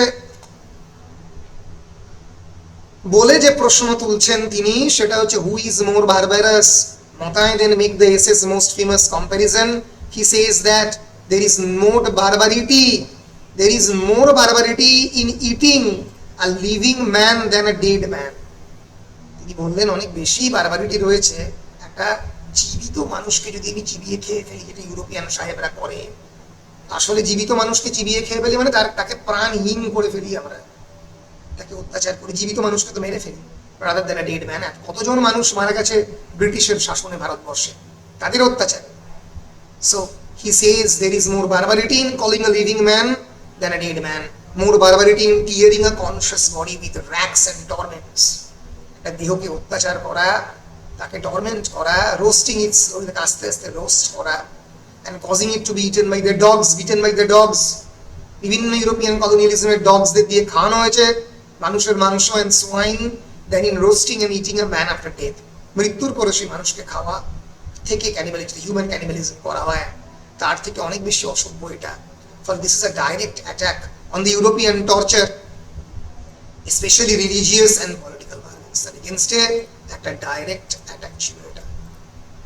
Europeans condemn cannibals, but they themselves torture neighbors and fellow citizens. The cannibal may be barbarous according to the reason, but Europeans are worse when judged by their own actions. Europeanরা আরো খারাপ তাদের যদি action আমি জাজ করি। For these stoic references and use of the dead bodies, so Motai refers to the Chrysic person Zeno. তাদের refer করেছেন leaders of the Stoic school. এই দুই ফিলোসফারকে Motai রেফার করলেন, who believed that there was no moral harm in using dead bodies if necessarily required. Dead body European ফিলোসফারদের reference দিয়েই Motai প্রমাণ করলেন যে মৃত দেহকে যদি আমি খাবার পারপাসে ব্যবহার করি, নিজের সার্ভাইভাল পারপাসে ব্যবহার করি, তবে সেটা খারাপ নয়। ক্রিসিপ্পাস এবং জেনো, দুজন ফিলোসফার, তিনি বলেছেন। এছাড়াও এটাও তিনি বললেন যে মাথায় রাখবেন, he also refers to the siege of the Alatia, where people under Caesar were said to have considered using the bodies of the weak to survive famine. Julius Caesar the Great সে পর্যন্ত ফেমাইন বা ফেমাইন মানে দুর্ভিক্ষ survive করতে লোকজনকে, তার আর্মির লোকজনকে খেতে হয়েছে। ফলে মতায় এরপরে বলছেন যে যে colonialism, Brazilian people do not fight wars for land, wealth and conquest. তোমরা ইউরোপিয়ানরা যেরকম জমির জন্য, প্রকৃতির জন্য, ওয়েলথের জন্য, টাকা পয়সার জন্য তোমরা মানুষকে কলোনাইজ করো, ব্রাজিলিয়ানরা সেটা করে না। দেয়ার ল্যান্ড ইজ ফার্টাইল এনাফ, তাদের ল্যান্ডটা উর্বর, তাদের নিজেদের বেঁচে থাকার জন্য যথেষ্ট উর্বর। They fight for glory, valour and honour. এইটাই ইউরোপিয়ান কলোনিয়ালিজমের ক্ষেত্রে একটা বিরাট বড় মেসেজ, তাই না? এবার বেশ কয়েকটা বিখ্যাত ব্রাজিলিয়ান কারেজকে গ্রিক হিস্ট্রির বিভিন্ন অধ্যায় থেকে তিনি কম্পেয়ার করলেন। সালামিস, প্লেটিয়া, মাইক্যালি, সিসিলি, এই সমস্ত জায়গা যেখানে যুদ্ধ হয়েছে, লোকজন সারেন্ডার করেছে, তাদের music, poetry of the prisoners, Brazilian Montaigne returns to the Brazilian prisoners, describes their behaviour before death. তাদেরকে এই পর্তুগিজ এবং ফ্রেঞ্চরা দখল করেছে, তাদের যে চোখে মুখে কোনো মৃত্যুর ছাপ নেই, তাদের কোনো ভয় নেই, তার কথা বললেন, প্রশংসা করলেন। এবং তাদের ম্যারেজ, পলিগ্যামি এবং মোরালিটি, ব্রাজিলিয়ান পিপলদের যে দে ম্যারি মাল্টিপল টাইমস, তাদের ওয়াইফরা হাজবেন্ডসদের অনারে নিজেদেরকে স্যাক্রিফাইস করেছে, তার কথা বলল। এবং এই প্রবন্ধ শেষ হচ্ছে visit to the Rouen and the critic of the French society. এই ব্রাজিলিয়ান মেনরা পরবর্তীকালে রুয়েনে, ফ্রেঞ্চের একটা জায়গাতে, they make the king Charles the ninth. এই সোকল্ড অসভ্য লোকেরা সভ্য দেশে এসে ফ্রান্সের রাজার সঙ্গে মিট করেছে। দে ওয়্যার শোন French customs, pomp and the structure of the great city. When asked what they most found admirable or strange, they mentioned three things. Though Motai remembers only তিনটে জিনিস বলেছিল। First, they found it strange that many strong, armed, bearded men obeyed a child king instead of choosing one themselves to command. বললো এরকম একটা দুর্বল চিত্ত রাজাকে তারা চুজ করেছে, একটা চাইল্ড কিংকে, চার্লস নাইন্থ অফ ফ্রান্সকে চুজ করেছে, পছন্দ করতো না, instead of a very strong character. And second, they noticed that some men were full of wealth and comfort while their hubs are starving and begging in the doors. বলে কেমন সভ্যতা তোমরা করে চলেছো, যেখানে একটা সভ্যতার বড় অংশ, প্রচুর টাকা রয়েছে, প্রচুর ওয়েলথ রয়েছে, আর একটা সভ্যতার মধ্যে কোনো ইকুয়ালিটি নেই। Other halves they are begging in the city, in the poverty. ধনী দরিদ্র তাদের মধ্যে ডিসপ্যারিটি নিয়ে প্রশ্ন তুললেন এই সোকল্ড অসভ্য ব্রাজিলিয়ানরা, তাই তো? ফলে Montaigne speaks with the one of the Brazilian visitors whom the Europeans called a king, though he was really a captain. Montaigne একটা ব্রাজিলিয়ান ভিজিটার, যাকে ইউরোপিয়ানরা কিং বলে, সে কথা বলছিল, তার সঙ্গে যদি দেখা গেল সে একটা ক্যাপ্টেন। অর্থাৎ ব্রাজিলিয়ানরা কেবলমাত্র গুরুত্ব দেয় ফিজিক্যালি ওয়েল টু ডু, যারা যারা স্ট্রং, এইরকম লোকজনকে তারা তারা গুরুত্ব দেয়। তারা এই ধরনের রাজারা যাদের কোনো নিজস্ব ক্ষমতা নেই কিন্তু কেবলমাত্র ইনহেরিটেন্সের বসে রাজা হয়ে বসে রয়েছে, তাদেরকে পাত্তা দিয়ে দেয় না। তার কথা বলে শেষ করছেন এই ভদ্রলোক। তাহলে Montaigne presents a very different model of leadership from the European monarchy, তাই না? Complete different model of leadership Montaigne তৈরি করেছে, যেখানে authority is not based on luxury, hereditary power, wealth or coercion. যেখানে আমার ক্ষমতা কেবলমাত্র আমি কোন পরিবারে বিলং করি, কোথায় বিলং করি তার উপরে ভিত্তি করে গড়ে ওঠে না, আমার নিজের এবিলিটির উপরে ভিত্তি করে গড়ে ওঠে।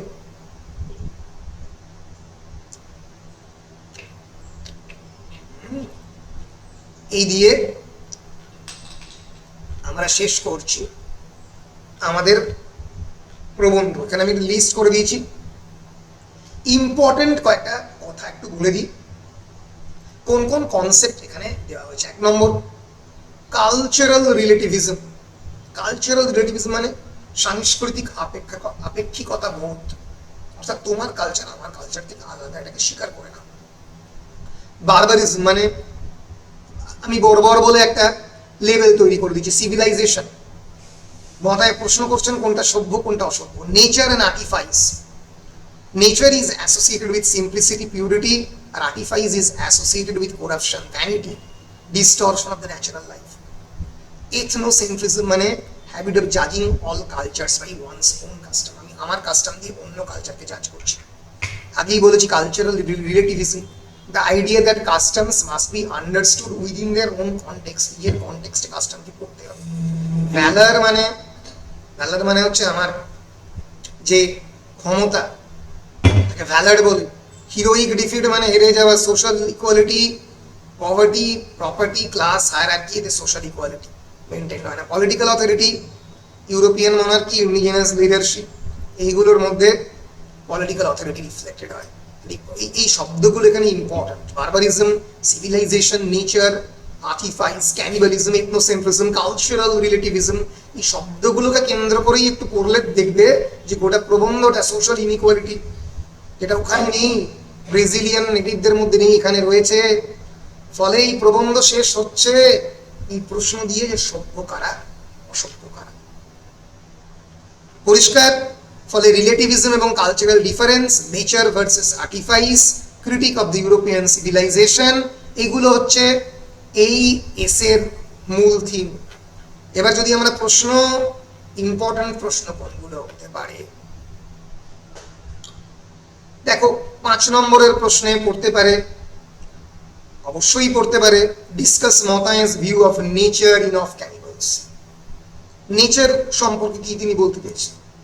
বলতে হবে Montaigne presents nature is pure, powerful and morally superior to excessive human artifice. এবং এই ন্যাচারাল রিসোর্সেস দখল করবার জন্য ইউরোপিয়ান সাহেবরা বারবার আক্রমণ করেছে। 2 নম্বর, how does Montaigne challenge the idea of the European superiority? কেমন করে চ্যালেঞ্জ করেছেন ইউরোপিয়ান সুপিরিয়রিটিকে? বলেছেন Europeans call the Brazilian people barbarous because they practise cannibalism, but Montaigne points out that Europeans torture living people, persecute one another and maintain extreme social inequality. তাহলে তোমাদের social inequality বা বলা যেতে পারে রাজনৈতিক জাতপাত বা সামাজিক যে অসাম্য, সেটা ভালো, নাকি মৃত্যুর পরে মানুষকে খাওয়া নিজের সার্ভাইভালের জন্য ভালো? চ্যালেঞ্জ করছে ইউরোপিয়ান সুপিরিয়রিটিকে। প্রশ্ন করতে পারে, what is the significance of the Brazilian visitors observation at Rouen? Brazilian ভিজিটারে এসে কি দেখলো? চাইল্ড লাইক কিং, এবং এই পুয়ার পিপলরা স্টারভড অবস্থায় রয়েছে, একটা আনন্যাচারাল আনজাস্ট সোসাইটি। কোয়েশ্চেন করতে পারে, হাউ ডাজ মতাই uses irony in the essay? He undermines the very conception of the European pride. European যে অহংকার, গর্বকে আন্ডারমাইন করছে। কোয়েশ্চেন করতে পারে, of cannibals as a post colonial text? Definitely it's a proto post colonial text, কারণ তখন post colonial শুরু হয়নি, শুরু হচ্ছে অনেক পরে 1940-50-এর দশকে, and particularly with the publication of the Edward Said's Orientalism 1975। তার আগে European ethnocentrism, authority of the colonial civilisation, colonial সভ্যতা,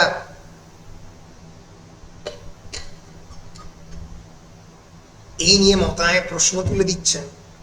ফলে কিন্তু 5 নম্বরের প্রশ্নগুলো বুঝতে পেরেছো কোনগুলো হতে পারে? Role of nature, how Montaigne views nature, how Montaigne challenge the idea of the European superiority. আমি দিয়ে দেবো একদম এখানেই, প্রশ্ন সব পেয়ে যাবে। What is the significance of the Brazilian visitors observations at the Rouen? তার মতায়ের এসে irony of cannibalism as a post colonial text, সবই এখানে পাবে। বেশ, তাহলে এখানে কি বড় কোয়েশ্চেন কি করতে পারে? 1 নম্বর, critically analyze motifs of cannibals as a critic of the European civilization। এই কোয়েশ্চেনটা পড়বেই, একটা কোয়েশ্চেন করে গেলেই হয়ে যাবে। আর একটা significance of the title of the of cannibalism, ওটাই একটা অন্য প্রশ্ন। Discuss the theme of the barbarism in of cannibal. ক্যানিবালকে তো বর্বর বলা হয়েছে, কেন বর্বর, কেন বর্বর নয়? কারা আসলে বর্বর? ইউরোপিয়ানরা বর্বর? আচ্ছা, আর একটা করতে পারে, হাউ ডাজ মতাই represent new ওয়ার্ল্ডিং of cannibalism? Question করতে পারে, এক্সপ্লেন দ্য ব্রাজিলিয়ান সিভিলাইজেশন নিয়ে লিখতে হবে। কোয়েশ্চেন করতে পারে, explain the importance of nature and natural ল।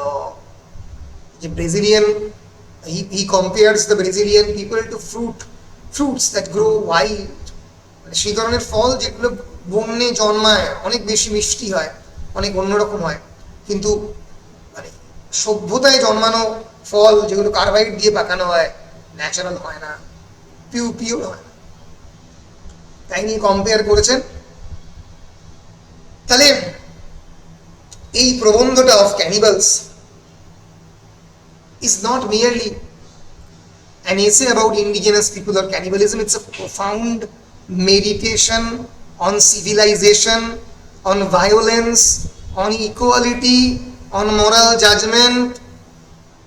তাই নিয়ে প্রশ্ন মতায় teaches that before condemning other culture one must examine the hidden barbarities of their own. একজন নিজেদের মধ্যে বর্বরতা নিয়ে প্রশ্ন, এই দিয়ে এসে শেষ হচ্ছে। তাহলে পরিষ্কার হলো যে অফ ক্যানিবালিজম কি নিয়ে এই প্রবন্ধ, বলো পরিষ্কার কি পরিষ্কার নয়? মোটামুটি এখনো মোটামুটি, এত পুরোটা বলালাম তারপরে মোটামুটি, বাকিরা বল।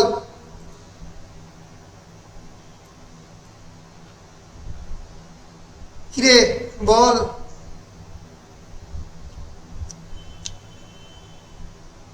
আমি তো একদম শুরুতে জয়েন হইনি, তারপর বাকিটা বুঝতে পারছি। রেকর্ডটা একটু দেখবে, রেকর্ডটা দেখবে ইউটিউবে। এখন তো রিপিট করা সম্ভব নয়, টাইম কম, পুরো রেকর্ডটা ইউটিউবে দিয়ে দেবো, চিন্তার কিছু নেই। রেকর্ড দেখবে। বেসিক্যালি অফ ক্যানিবালস একটা অ্যান্টি কলোনিয়াল টেক্সট বলা যেতে পারে, যে টেক্সটের মধ্যে দিয়ে ক্যানিবালিজম সভ্যতার একটা অংশ বলে মতায় বলছেন যে মানুষ মানুষের মাংস খাবে, যেটা মানে মানুষ মানুষের মাংস একটা রিচুয়ালের পার্ট হিসেবে খেতে পারে, কিন্তু মানুষকে অত্যাচার করা, লিভিং হিউম্যান বিইংকে অত্যাচার করা আরো ডেঞ্জারাসলি করে, তার কথা তিনি বলছেন। তো এই হচ্ছে মিশেল মতায়ের এসে আমরা পড়লাম, আমরা স্টাডি মেটেরিয়াল দিয়ে দেব। আমাদেরকে এখন অনেকটা টি-20 ক্রিকেটের বলা যেতে পারে লাস্ট ওভারে আমরা ব্যাটিং করছি, তো ফলে আমাদেরকে হু করে খুব তাড়াতাড়ি স্পিডে ব্যাটিং করতে হচ্ছে, হাতে আমাদের ওভার কম। এবার আমরা যেটা করব সেটা হচ্ছে যে নেক্সট ক্লাসে কি করব সেটা আমরা একবার দেখে নিই। আচ্ছা, আমরা ক্যানিবালিজম করে ফেললাম, আর ইমার্সনের অফ রিলায়েন্স করে ফেললাম। এই তো মিশেল মতায়ের ক্যানিবালিজম পড়লাম, আর এখানে কি বললাম, সেলফ রিলায়েন্স বললাম। তাহলে আমাদের এইটা কভার করা হয়ে গেল। নন ফিকশন দুটো পেপারেরই কভার করা হয়ে গেল, তাই তো? পোয়েট্রি কভার আছে, ড্রামা কভার আছে আমেরিকানে, ফিকশন কভার করতে হবে। তাহলে কালকে আমরা জেরম ডেভিড স্যালিঙ্গারের ক্যাচার ইন দ্য রাই পড়বো কালকে, আর তারপরের দিন ফ্লাভিয়ারের মাদাম বোভারি পড়ার চেষ্টা করব, করে মোটামুটি একটা দাঁড় করাবার চেষ্টা করব আমরা জায়গাতে। বেশ, তাহলে কালকে পড়বো স্যালিঙ্গারের দ্য ক্যাচার ইন দ্য রাই। পরিষ্কার?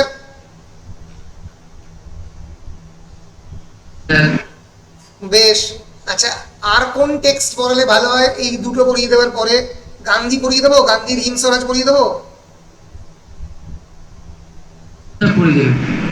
বেশ, তাহলে গান্ধী, তাহলে আপাতত তিনটে টেক্সট টার্গেটে রাখলাম, স্যালিঙ্গারের Catcher in the Rye, Madame Bovary, আর হিন্দ স্বরাজ। এই করে এই সপ্তাহটা যাক। আমার এই সপ্তাহের শেষে 10-11 তারিখে বিশ্ববিদ্যালয়, 11 তারিখে বিশ্ববিদ্যালয়ে যেতে হবে আমাকে, 11-12 আশা করছি 12 তারিখে। আর আজকে খাতা দেখতে স্পট ইভ্যালুয়েশনে আমাদের ডিপার্টমেন্টে অন্যান্য সমস্ত টিচাররা চলে গেছে, আমার এই ডিউটিটা পড়েনি, বাঁচা গেছে, ওই জন্যই পড়াতে পারছি। তো কিন্তু আমার এই একই সেমেস্টারে একটা ডিউটি পড়েছে, সেখানে খাতা দেখতে যেতে হবে।